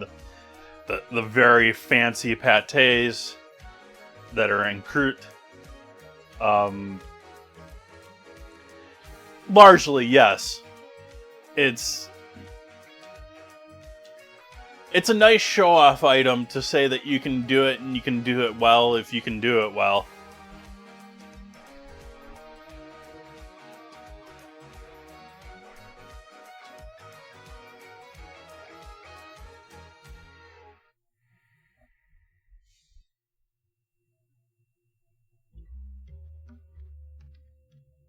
You would you?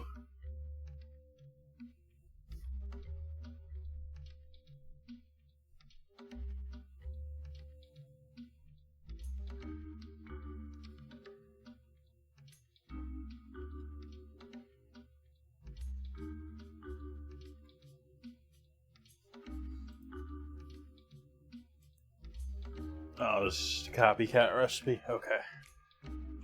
Not an interesting article then. Just a copycat McRib recipe.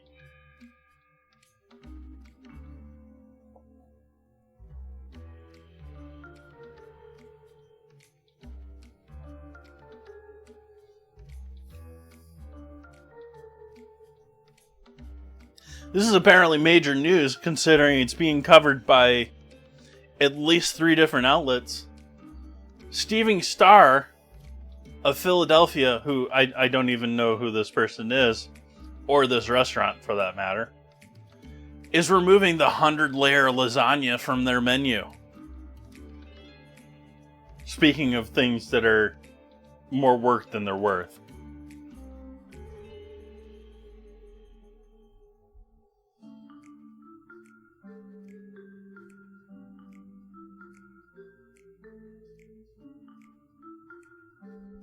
The picture they have of this 100-layer lasagna honestly doesn't look all that appealing to me.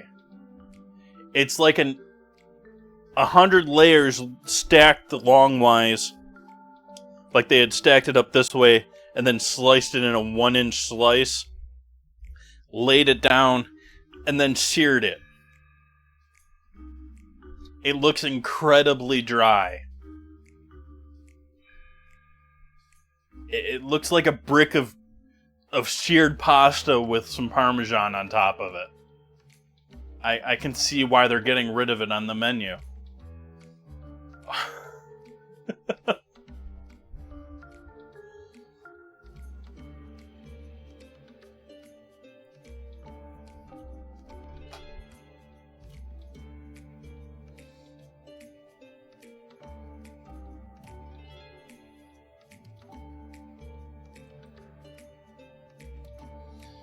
Costco with always the ridiculously huge food items.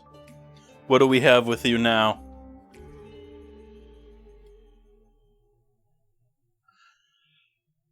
Warehouse stores selling, and Costco is selling a 4-pound strawberry cream pie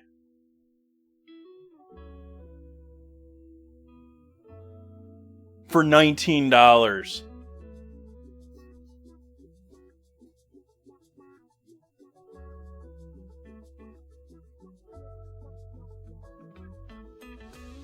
Hey, Blake.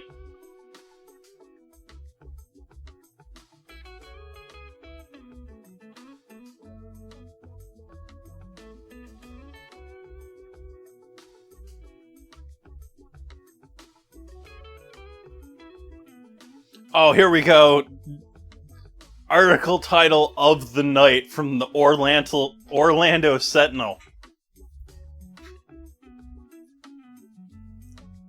I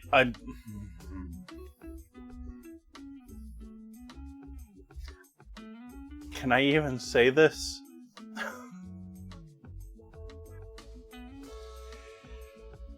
Okay, news article title. Just cautioning you once again.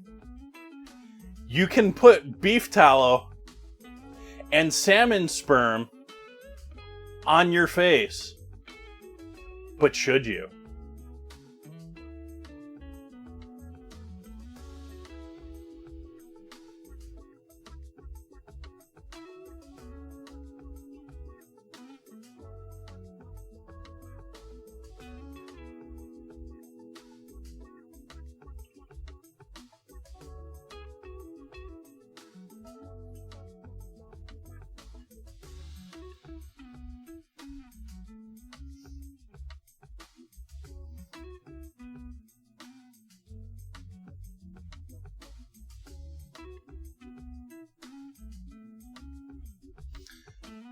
Okay, let's give this one last look, see if there's anything else. I don't think anything's gonna top that.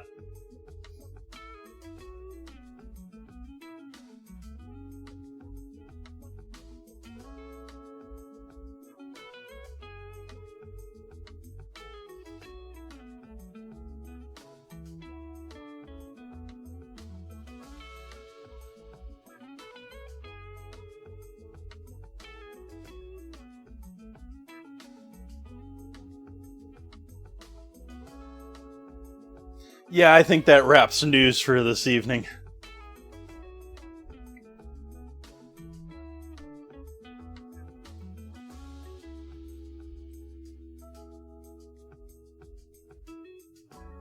I would have no clue what hospital cuisine. That's enough internet for today, Noxious. Yeah. I don't know what hospital cuisine would be. Whatever Aramark decides to sell them.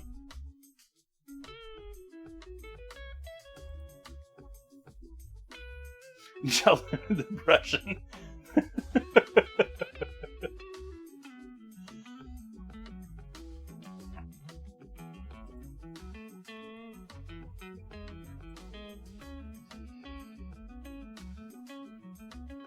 Yeah, I think we're going to take a bit in AFK here. We're not finishing up, but I've got another 30 minutes here at least. We're waiting on this, these ribs to bake. I guess I can sit here and chat with y'all still another 30 minutes. We need to add some more redeems. In what form?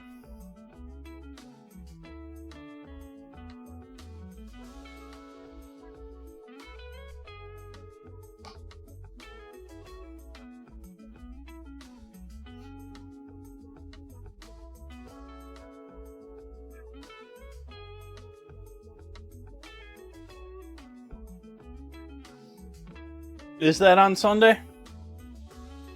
I'm doing District of Columbia foods on Sunday.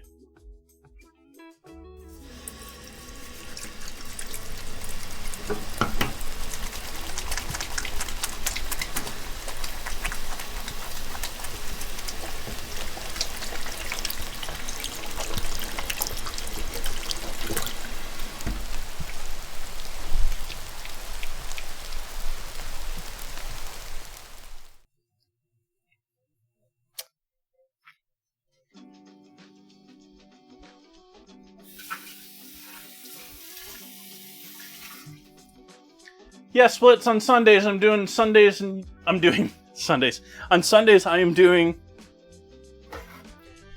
U.S. states and territories, going through them alphabetically.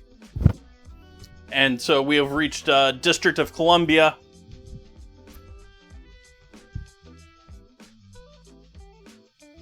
On Sunday. And I believe my plans are Senate bean soup and French fries with mambo sauce.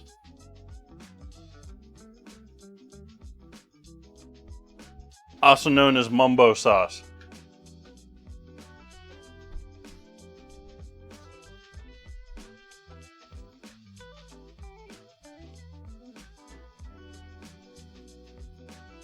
Supposedly a very sweet and sour,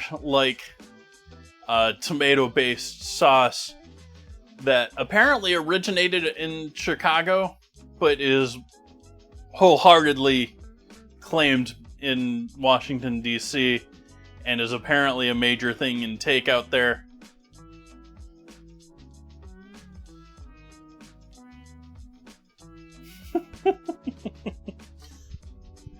And so that is our plans for Sunday. I've done a hot brown.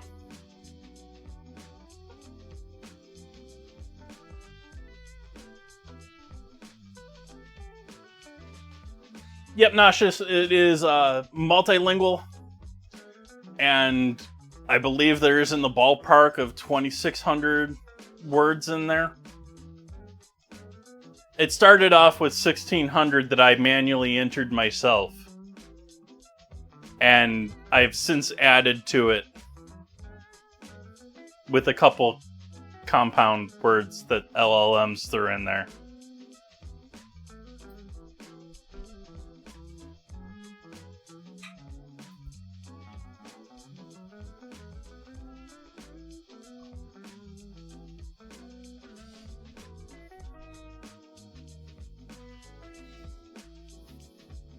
Last Sunday was pretty good. The slippery dumplings and the peach pie. Peach pie was not my best peach pie.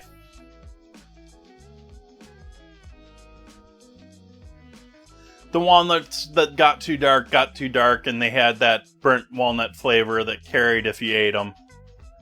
And overall, I think the pie itself was a bit too wet. Not my best pie. But it was a delicious dinner. I very much enjoyed the chicken soup with the slippery dumplings.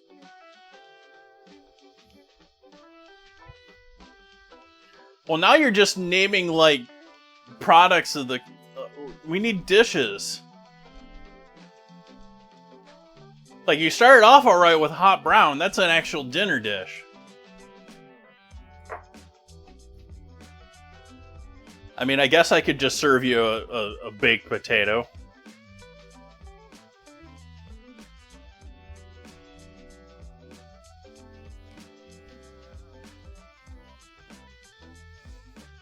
I've done Cincinnati chili on stream before, too. If that's really what I come up with for the state, I'll do it again, but I'm probably going to look for something that I haven't done for the state, or something I find that's weird or unique.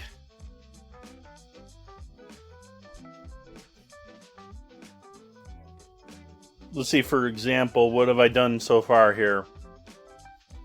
We did the white barbecue, did the Cobb salad for California, and avocado toast. Did the Mexican hamburger for Colorado. That was a big hit. Everyone seemed to love that one. Steamed burgers was good from Connecticut. I enjoyed that. I'm happy I tried that. I don't know if I'm going to try that again, but I enjoyed it. They were tasty. It's sort of hard for me to say that, too, because, I'm almost tempted to give those another shot, but it's mostly the cheese that's really sort of that melted, dripping, oozing cheese that's just like amazing.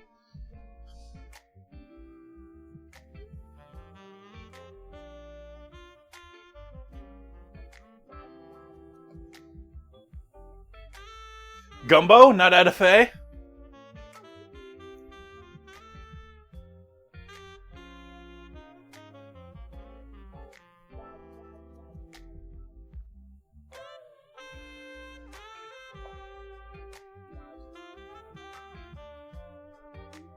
The Arizona burger was not your typical burger.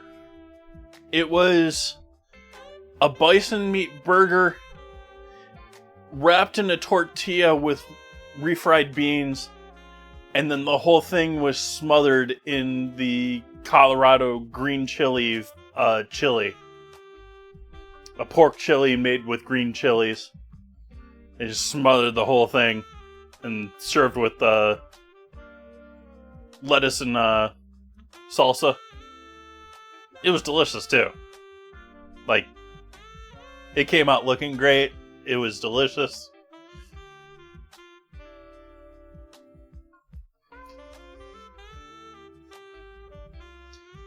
But we're doing District of Columbia this week, and then Florida's going to be next week.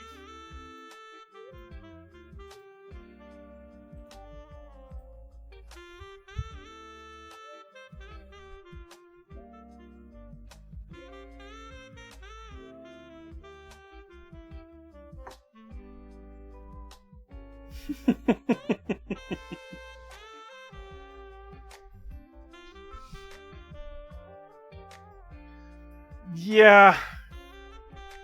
A lot of food gets stolen. A lot of food gets stolen.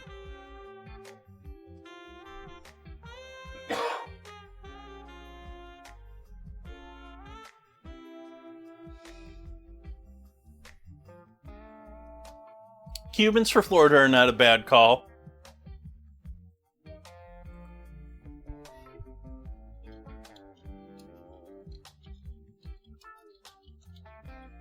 Let's see if we can play on Florida while we're chilling here.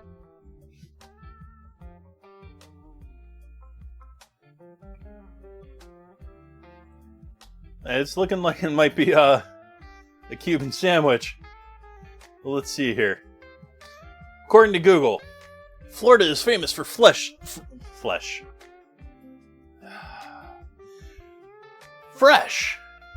coastal seafood, particularly stone crab claws. Not the whole stone crab. Grouper sandwiches and rock shrimp, along with the iconic tart key lime pie. The state is also renowned for its citrus fruits, especially oranges, Cuban sandwiches, alligator tail, smoked fish dip, and conch fritters.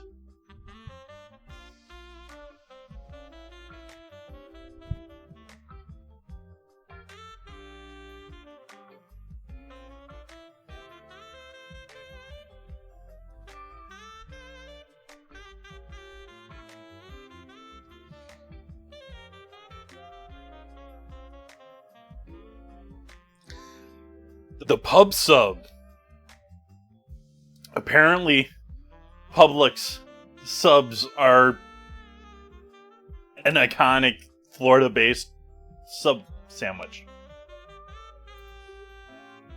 Isn't that just like the supermarket Subway or supermarket sub shop?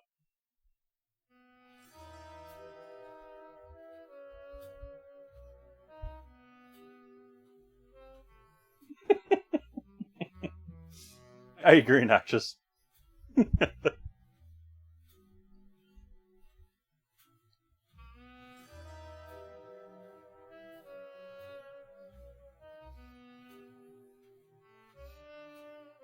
How do they do grouper sandwiches?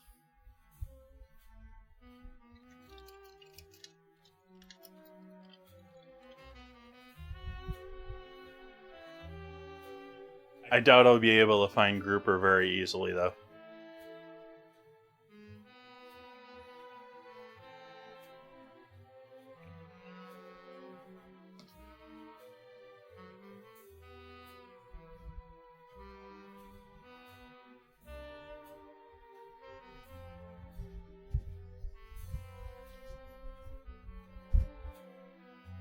It'll flip up again in another 20 seconds.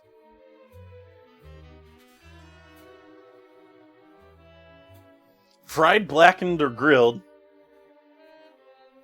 How to spot a real grouper sandwich. Because grouper is expensive, seafood fraud is common. Restaurants may substitute cheaper fish like tilapia, sway, or basa. Real grouper should be white, firm, and flaky. When you take a bite, it should stay in nice, big, flaky chunks. Fresh Florida grouper is rarely cheap. Authentic sandwiches typically cost between $30 and $20 plus.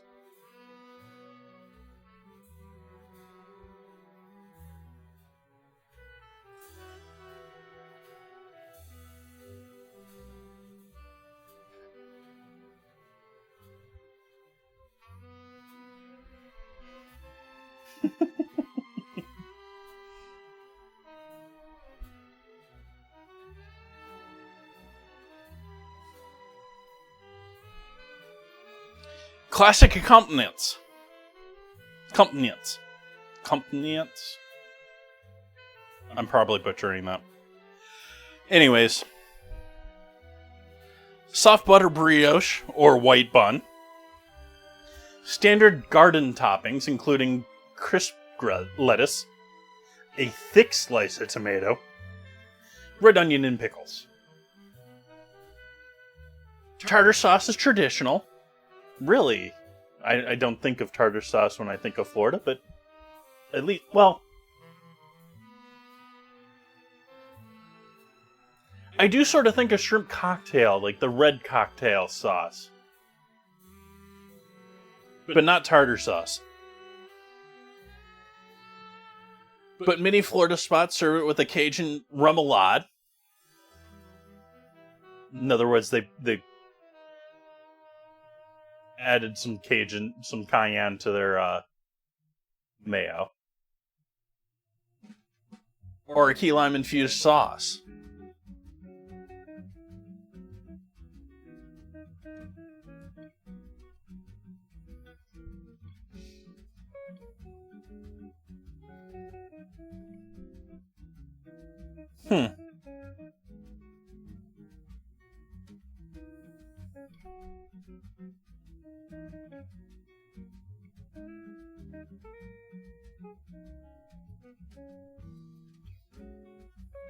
How would I press a Cuban sandwich here? I don't have a good sandwich press. Excuse me for not muting my mic for that. Maybe we'd have to do one of these actions with the cast iron pan on top of another cast iron pan.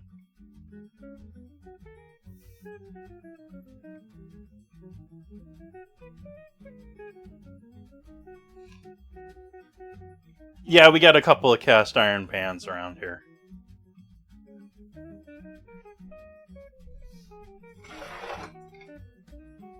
We can do some of that action.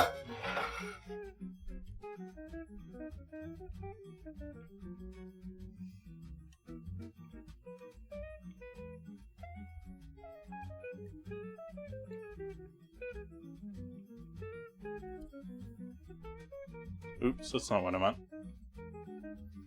I did those in reverse.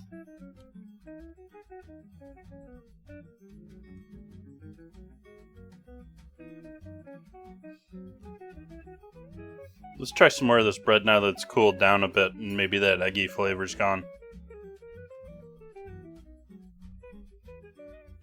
Like, chocolate really threw out this.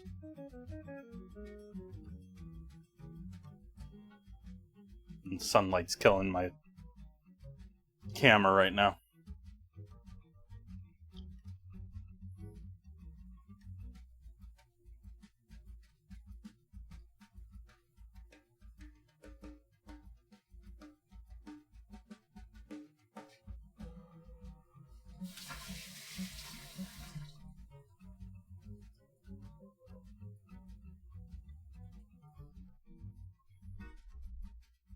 Maybe it's a raw flour flavor. Maybe that needed more absorption time and more time to cook slower in the oven.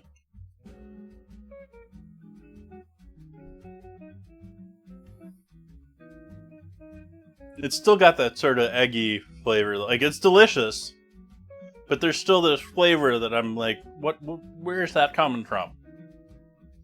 It's irking me. Like, I give that to a kid, they're gonna love it, but...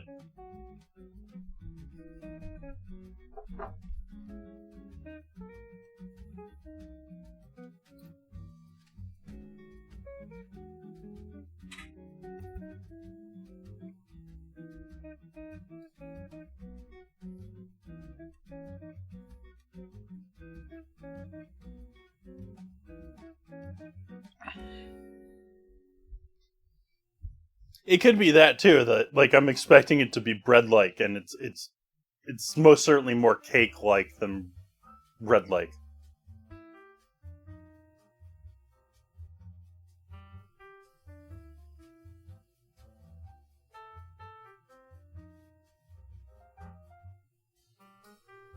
Of course, Google here, and going back to the grouper sandwich, Google here is saying a sandwich bun. But I'm looking at the photos here linked to this. And I'm seeing some things here that these look almost like po' boys. Po' boys. Like those soft, light, fluffy sub buns, not the heavier ones.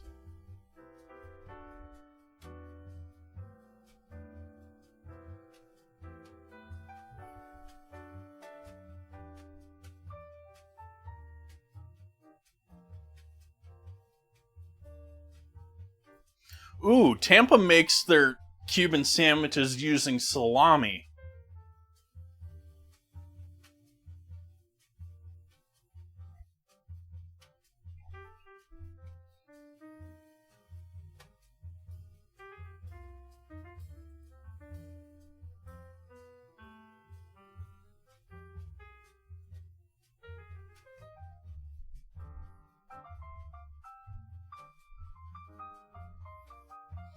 Okay, I'm going to do a shorter AFK here. I'm going to take a couple minutes off. I'm going to do the old school infomercial one, and we'll come back and we'll have a couple of minutes before I pull the ribs out and unwrap them, and we're going to finish them in the oven with them unwrapped to get a nice, hopefully get a little bit of a drying out. I don't think I'm going to get a bark on them. I'm not going to cook them that long.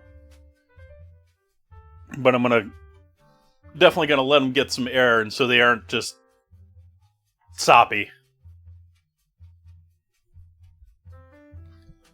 Let's see here. Let's make sure I got the right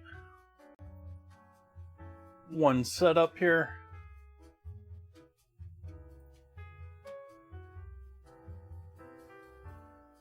Cool.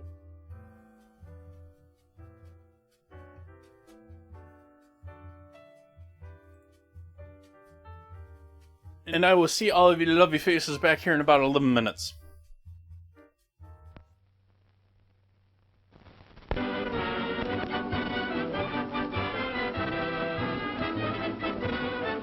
Ladies and gentlemen, the management of this theater takes great pleasure in making this announcement.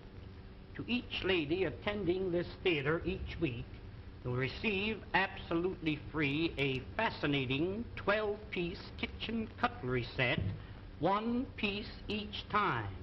It is really interesting and amazing to know how you can prepare your meals in an appetizing and pleasing manner. There's an old saying, and a true one, that what is pleasing to the eye is bound to be pleasing to the appetite. I'm going to demonstrate this set to you, and I want you to watch it very closely. The first cutter that I'm going to show you, now this first one is known as the Parisian cutter. Wind it through the potato like a corkscrew. When the cutter appears on the opposite side, pull the cutter out. Place the handle in the center and twist it out. This is what they call a French curl. When you fry these, they come out like donuts, nice and brown. Serve them with your steaks or pot roast them. Unwind it, there's 2 curls out of the 1 potato. Tomorrow morning for breakfast, wind a little strip of bacon around the potato and serve them with bacon and eggs. They're delicious. Different colored vegetables, wind them together and you get the 2 colors. Here's a little trick cut. Split the curl halfway through the center.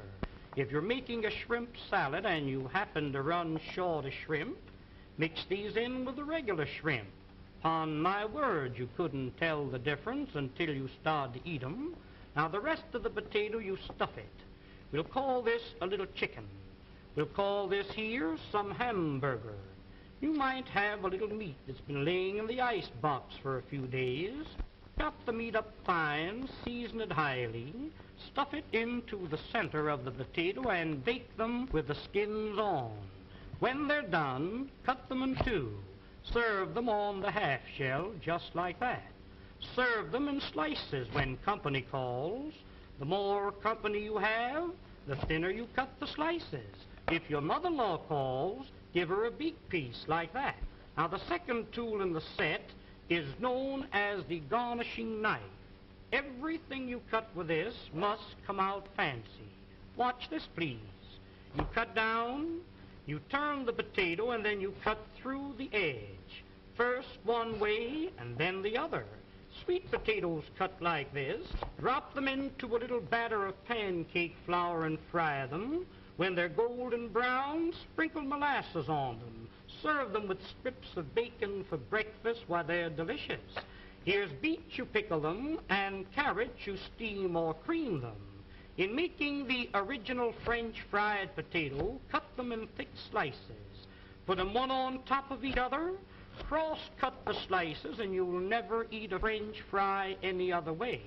The potatoes cut like this will not absorb the fat because they're garnished around. Pineapples cut for your pineapple and cheese salad, cut them the same way. Here is one, and this is a dandy. Cuts any thickness or any size. Open it for a thick slice, close to the top for a thin slice. Saratoga chips, you can make them for 3 or 4 pennies a pound. Just pull the blade towards you like this. If you want the slices thicker than this, open the blade, there's a thick slice. Shoestrings for your Friday fish dinner, cut them down like this. Chop them up for your vegetable soup. What this knife is really intended for is for cutting the cabbage. You know the old-fashioned board, how you rip and tear, sometimes nipping the ends off your fingers. Lay it flat and pull it lightly towards you over the cabbage. The weight of the knife across the cabbage is all that's necessary. Why, ladies, when you get slaw cut as fine as this, you'll certainly appreciate eating it. The crowning feature of the set is the cutter that I'm going to show you now. This is known as the Champeen Vegetable Mincing Knife and Noodle Cutter. Now, when you want to make some real fine noodles at home, you roll the dough out like this. Dip this into a little flour so it doesn't stick to the dough, and as you roll it over the dough, that will cut the noodles in long strips, 10 at a time. Did you ever try to chop up a little nuts for cake? Why, I've seen ladies chop nuts and the nuts land up on the ceiling. Sometimes you chop the ends off your fingers. When you want to chop up a little nuts for cake, cooked meat, clams for chowder, soup greens to throw into your soup, making a little pepper or chicken hash is just a few strokes rolling it up and down. Why, here is without a doubt the meanest thing in the world to cut parsley. Put that in a grinder, you really grind it too fine. This machine, instead of crushing the parsley, cuts it quick, clean, and dry, leaving every bit of the juice and every bit of the flavor. Now, to clean this machine, you press the button. Rinse it out in a little water. When you're through using it, hang it up and let it dry. Here's one here that every lady should have in her home, known as the Parisian scoop. You lay it flat, once to the right, once to the left. When you scoop them out, you'll get a perfect round little ball. You can pot roast these, cut them out of cheese or cut them out of butter. When you're serving a fruit cocktail in the summertime, Take your fresh cantaloupes, scoop them out like this, mix them with apples, pears, and watermelons, makes a delicious fruit cocktail served with a little cracked ice like you see here. But here are the two ladies, if you ever do get it, you'll thank the day you've seen this demonstration. When you press, it locks. It's like a pair of human hands. Reach in the oven and take the biscuits out of the oven. Ever take the hot potatoes out of the oven and burn yourself on the elbow? A roast chicken out of the oven, a piece of meat out of the pot, spinach, asparagus out of the water. Why, around canning season when you're preserving the fruits, to take the hot fruit jars out of the water like that, that machine is worth dollars to you. And here's another one that I really know you'll enjoy having in your kitchen, known as the safety grater. No doubt you're familiar with the old-fashioned grater. I've seen ladies take a grater and rip the knuckles off. When you want to grate up potatoes for delicious potato pancakes, this has a smooth, flat edge, impossible to cut yourself. Just like you were washing clothes, you rub it up and down, and you really grate your vegetables real fine, retaining all the flavors and all the juices. Breadcrumbs for when you're serving veal cutlets or anything like that. You want a little breadcrumbs to fry your fish in? Well, there's the greatest proposition in the world. Use that for coconut, cheese, or horseradish. When you're through with it, just hit it down like that. That knocks all the food out. Rinse it out in a little water and hang it up and let it dry. Now, here is a stone made of carborundum and sapphire quartz, which is made purposely to keep these knives sharp. When they get dull, a few strokes over the edge like this, and you can put a keen cutting edge on it. If you have a dull knife or a dull pair of scissors, an old sickle or a scythe, a lawnmower, cleaver, an axe, there's a tool that will really put an edge on the knife so the knife will really cut for you. I just want to give you an idea of how sharp that knife really is when you sharpen it with that stone. Ladies, I've seen some of you try to open up cans. Now, there's a can of Campbell's baked beans. I've seen ladies open up a can and you poke a hole in it, go around the top, hippity-hop, and your finger slips. Let me show you a real proposition. Look, lay it on the can, lift up the safety, and turn the key. That locks itself on the can. No harder than you were winding up your watch. Wind up the key and that'll cut the top off of the can slick and smooth. Notice how the end raises itself up in the air so you can lift the lid off, giving you a clean, smooth edge. Now that can be used for sardine cans, square cans or round cans, exactly the same way. Now this tool here, my dear friends, needs no introduction. This will save you on an average of $20 to $30 every year you use it as a peeling knife. Here's a grater for cheese, coconut, or horseradish, a fish scaler for scaling your fish, and when you're coring your apple, it's just a slight twist of the wrist, and there's the apple core. There's one more tool that I want you to see, and I want you to watch this one very closely. Many a times when you're baking a pie, you have a pudding in the oven. I've seen ladies wrap a towel around your hand, and many a times you burn your fingers. Hook this onto the pot like this and lift the hot pots off the top of the stove. You've got a pie pan in the oven. Catch a hold of the pie pan like this. Why, you couldn't get it off with a team of horses. This will positively lift 100 pounds. There's a pail of water weighs 50 or 60 pounds. That's the way you pick it up. But there's one more tool. I'll be all through and I'll be finished. Oh, now the next tool and the last one is what they call the Sarah Bernhardt cutter. This was invented by the head chef of the Imperial Hotel in the city of Berlin, Germany. You place the screw into the center of the vegetable. Twist the vegetable until the threads catch a hold, then you wind this up. You keep winding until you utilize the whole potato. The faster you turn, the quicker the slices. Why, ladies, here's a machine for slicing onions. The first onion that you slice with this cutter, you'll bless the day you've got a hold of it. Every slice cut exactly exactly the same thickness, every slice cut the same size. In making what they call a rosette, pull the vegetable out like this. Pin the ends together with a toothpick. Drop that potato into the hot fat and fry it. That will come out like a donut, golden brown.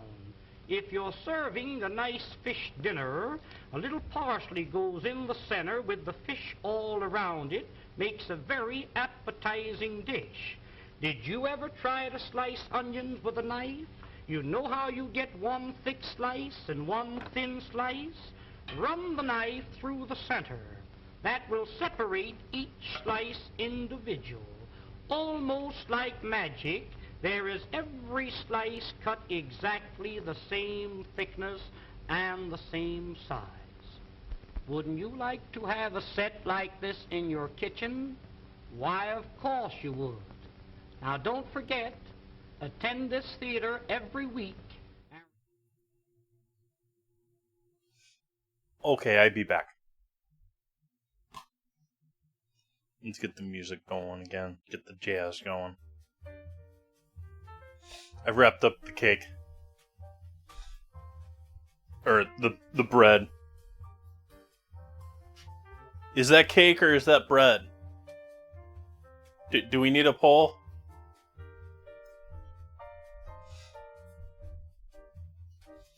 The timer went off just before the end of the video. So let's pull out these ribs.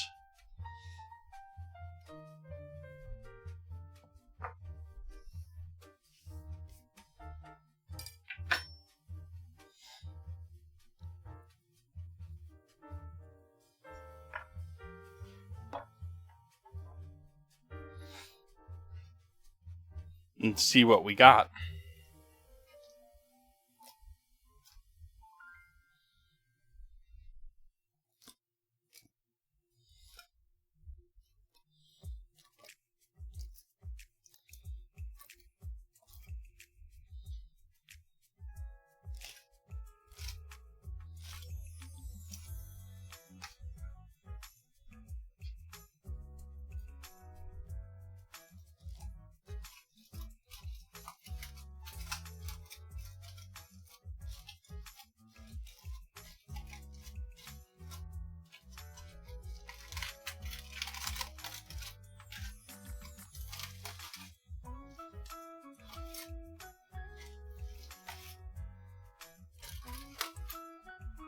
So we got ribs.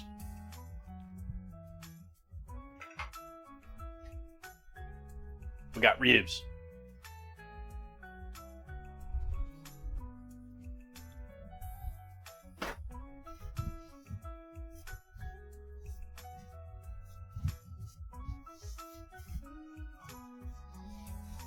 I was worried about the burnt smell. I was smelling a little bit of burnt chocolate smell. My hope and guess is a lot of that is here in the points right where I was just opening it up. You can see there's a ton of burntness over here. None of this is looking burnt. So unless it's burnt on the bottom, I think we're maybe just where it got trapped in the sides here. It's smelling good. After getting that past that burnt smell when I first started unwrapping it. Yeah, it's smelling good.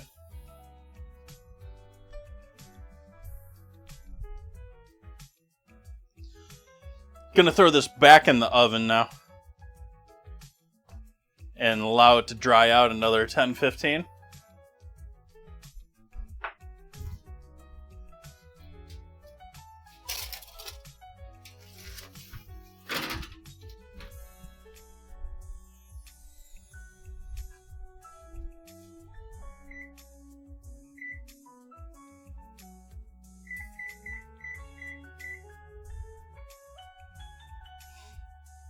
Oh, I've done those before. The breaded pork tenderloin sandwiches that are as big as my cutting board. They're I don't have the problem with those is I don't really have a great frying tool to do a ginormous frying project in. Though I am sort of staring at that 400 hotel pan I have down there.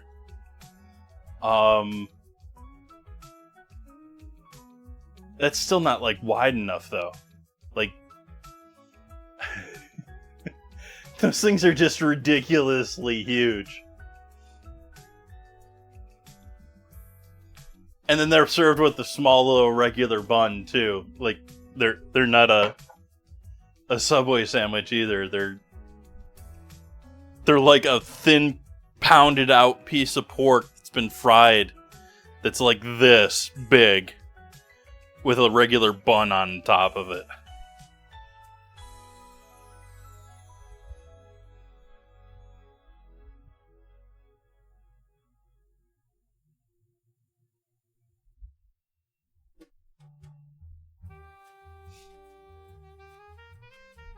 I'm gonna drop the heat on this down.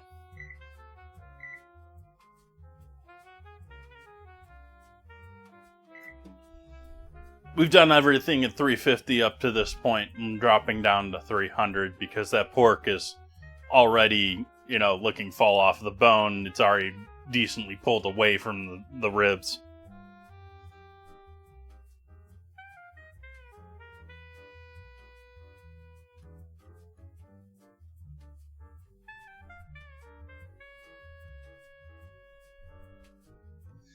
Yeah, Noxus, I do a fair amount of frying for being at a home and not having like a straight up fryer. I do have ABC oil extinguisher over here. Hopefully a decent exhaust.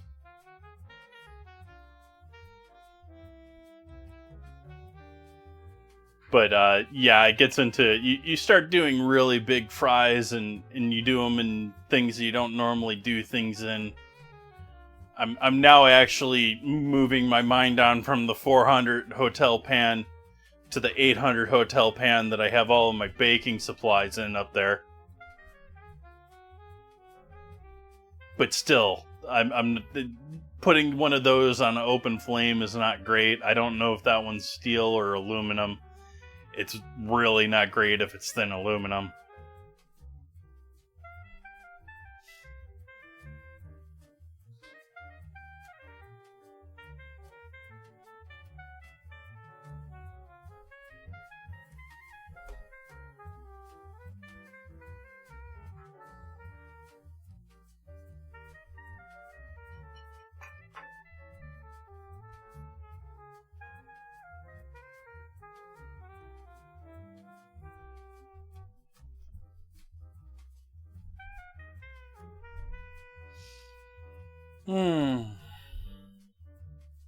GoPro hasn't overheated tonight. Didn't switch to me when I was over there though, but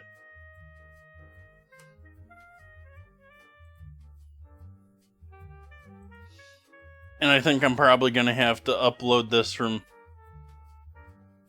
Twitch in order to get it to be on YouTube tonight, because it doesn't seem like it's properly working with YouTube. I broke YouTube.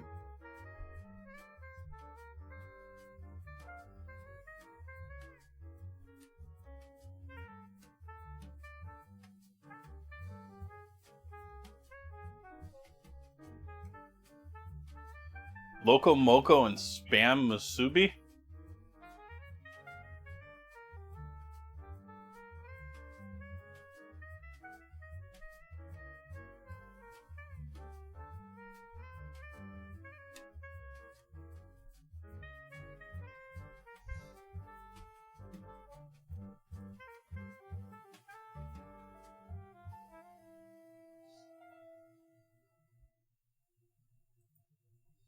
What am I gonna do for Guam?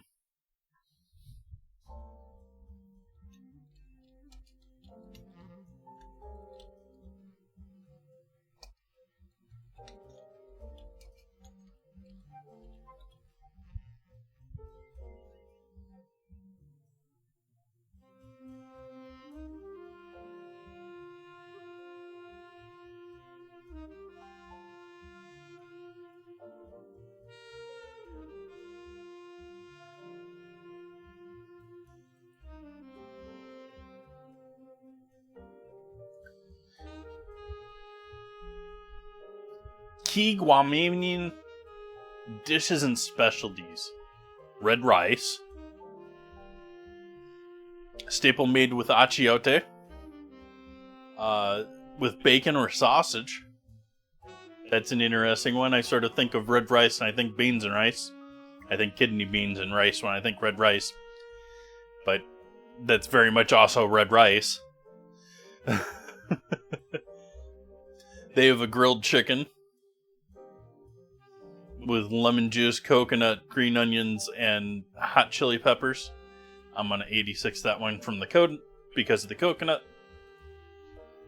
They have a versatile condiment made with soy sauce, vinegar, and lemon juice, onions, and hot peppers. I can't pronounce whatever those two last things were, so that's why I didn't even try saying what their names were. Barbecue meat, soy berries, barbecued chicken and ribs, empanadas, tamales gizu,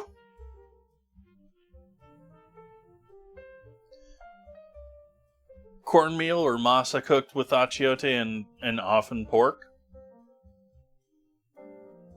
So you're often pork-filled tamales.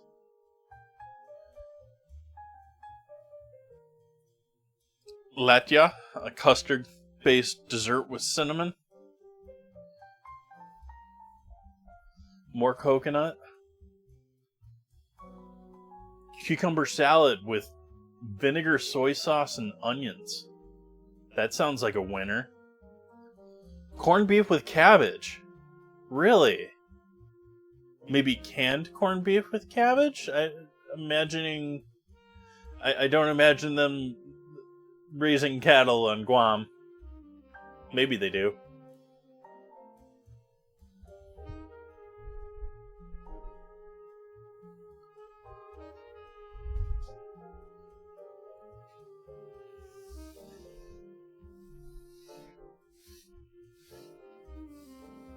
Have a great one, Noxious. Thanks for hanging out with us. I am giving another 7 minutes to those ribs.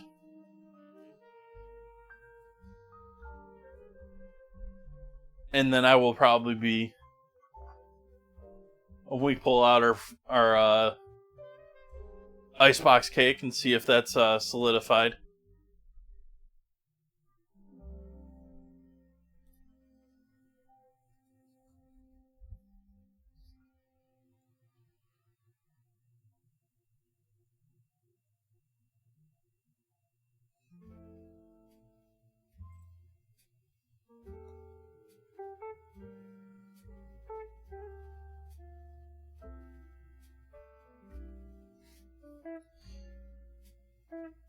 Apparently, Guam is known for what is known as coconut candy. Again, I'm not a coconut.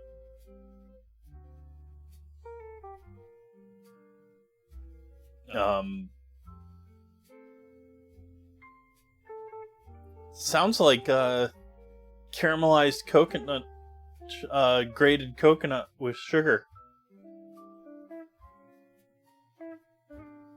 Made into like little chew balls. I can't tell for sure.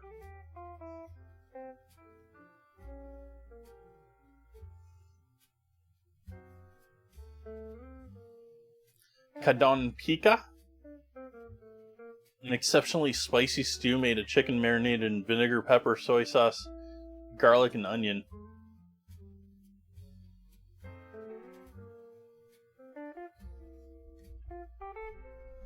With coconut milk, but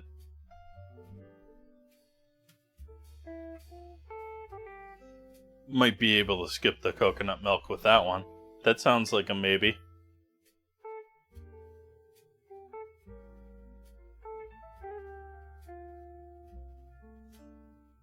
They cook spinach in coconut milk.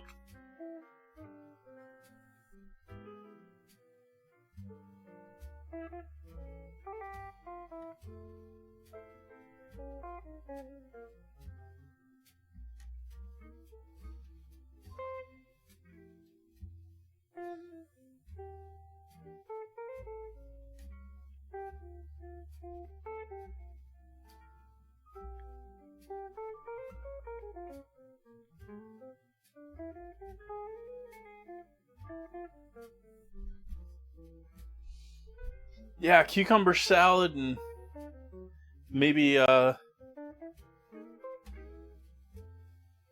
chicken stew dish.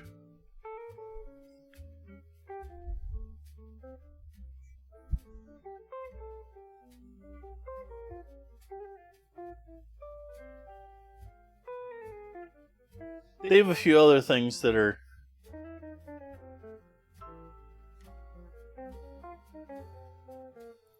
shrimp patties. They look like very small free-form patties of a mixture of shrimp paste and veggies that is battered and fried.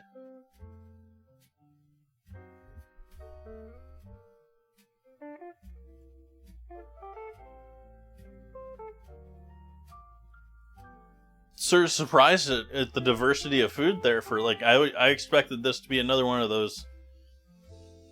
This is a small U.S. territory without any real food history.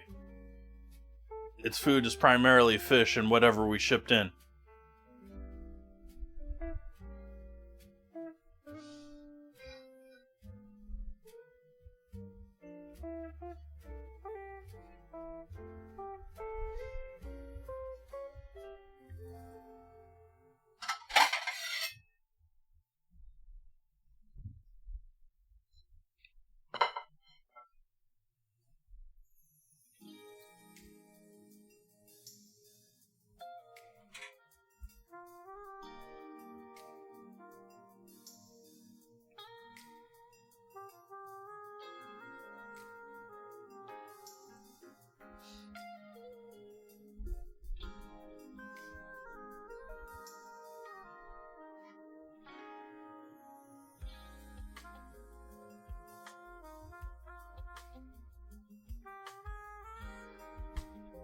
What's Loco Moco?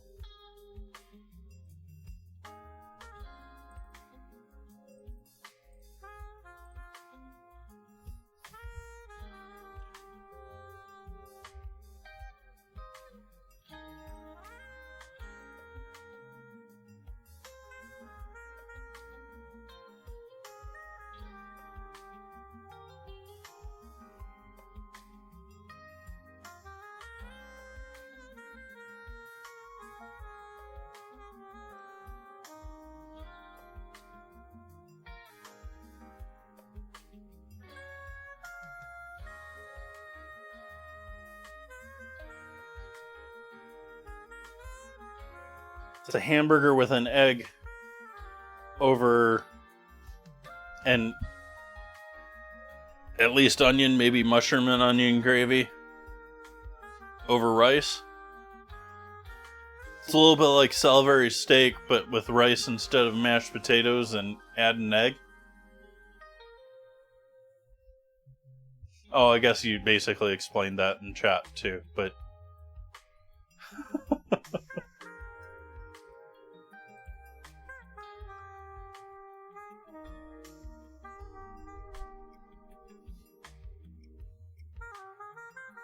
We're in the last 2 days of National Raisin Week.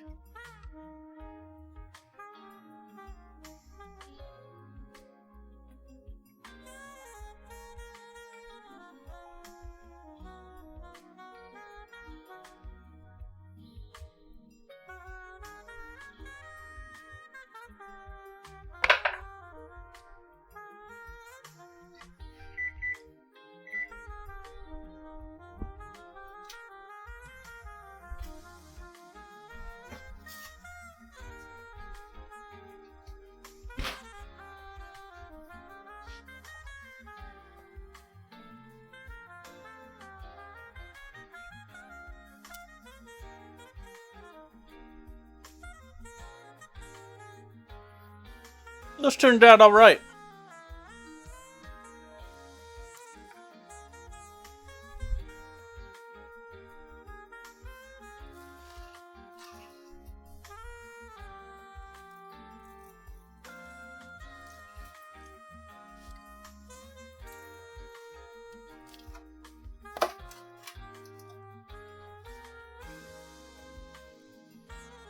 Didn't really need the knife for that, just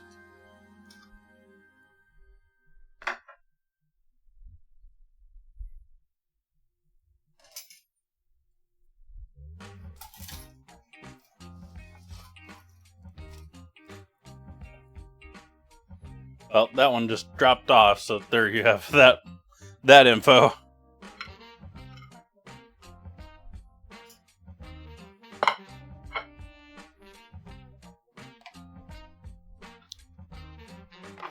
But I think what everyone is curious about is how do they taste?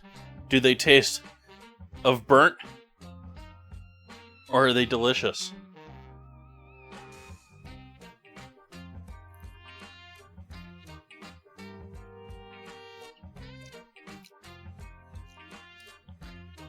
That is some very yummy pork.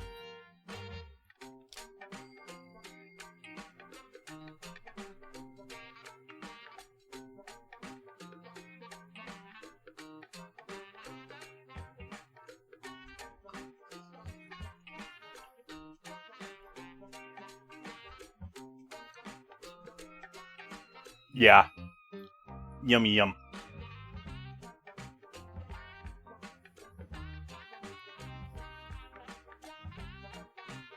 Just so yummy. I mean, I honestly feel the best cuts of meat are the ones that take the longest to cook and render down and break down.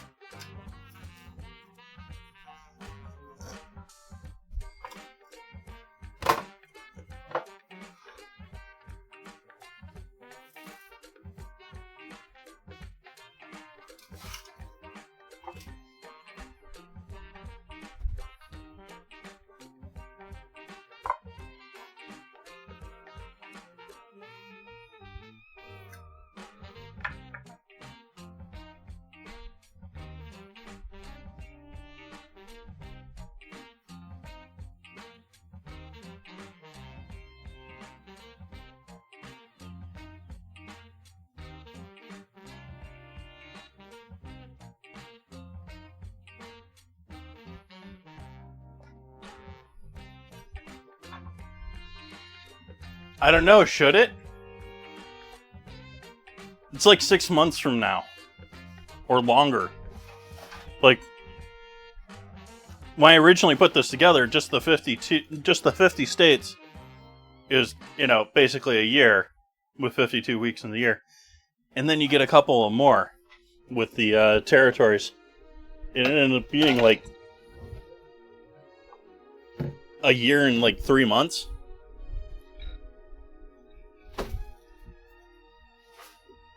Getting ice cream out.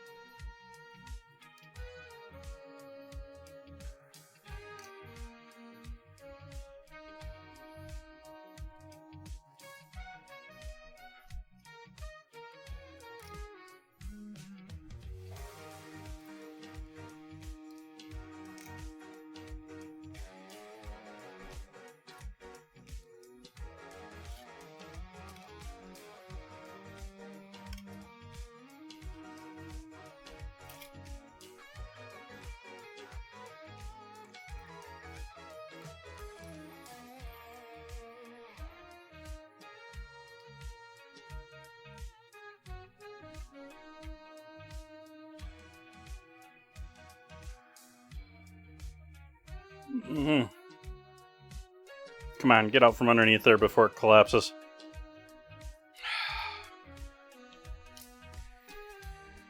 Ideally, give this a little bit longer, but our bottom one cracked.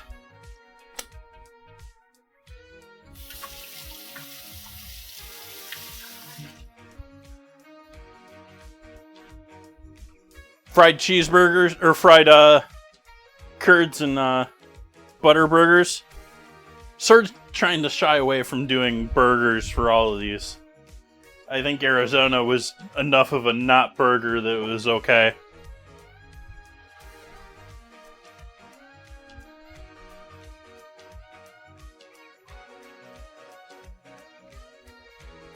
So you can see from the side, we got a decent, and it's mostly holding together. The bottom one just cracked and broke.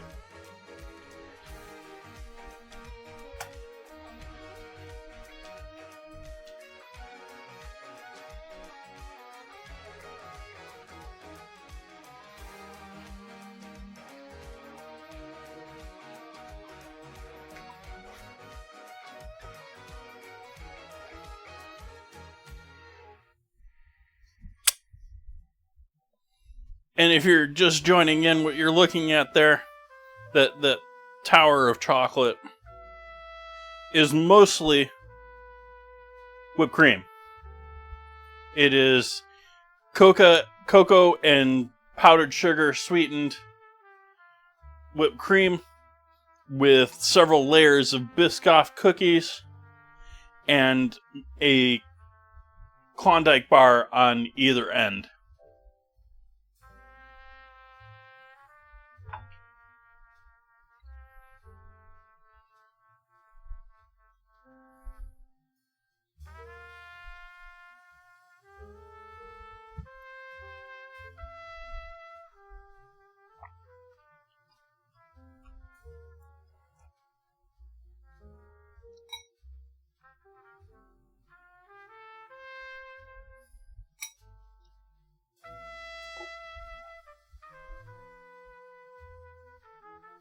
So lots of whipped cream.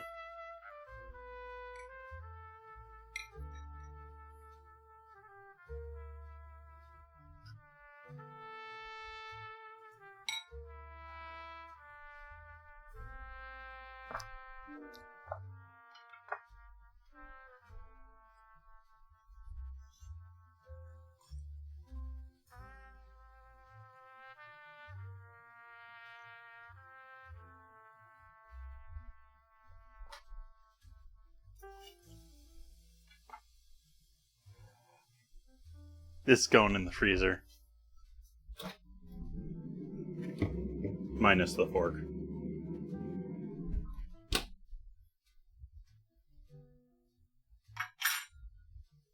This is probably going with my coffee tomorrow morning. And that's really my dinner.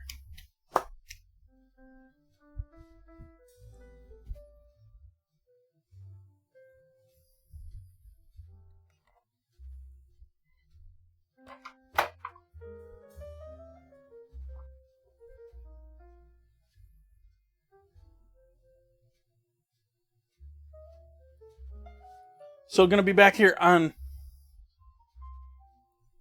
Friday doing Vietnamese for Sosaluf's ingredient or theme redemption. Spending them sprinkles.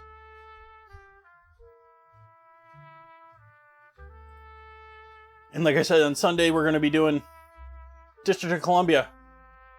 And so I will be doing Senate bean soup and French fries with mambo sauce. Mambo sauce.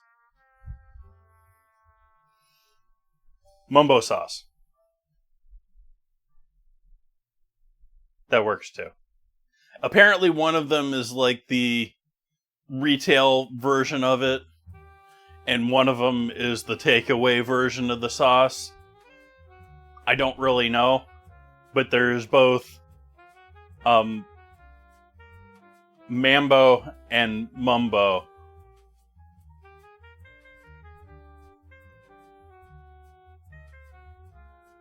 And that's going to be Sunday. And then I'm going to be taking basically the whole next week off. I'm going to do Sunday, and then I'm going to be off until Sunday after.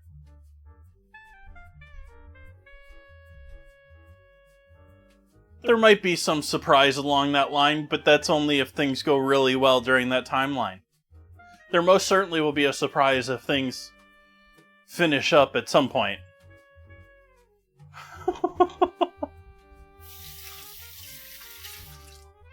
Like, yeah. So I hope you come back, and I apologize for the break. I'm looking forward to Senate bean soup, because that is another one of those delicious, let's cook something down for a while and get the true flavor out of it.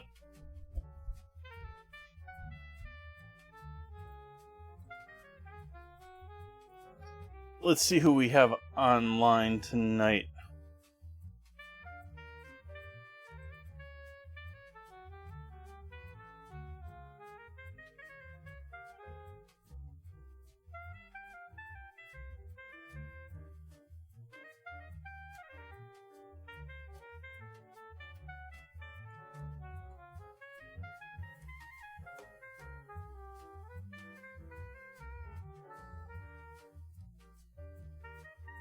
I think I'm just going to leave it here tonight, folks. Greatly appreciate y'all hanging out with me tonight.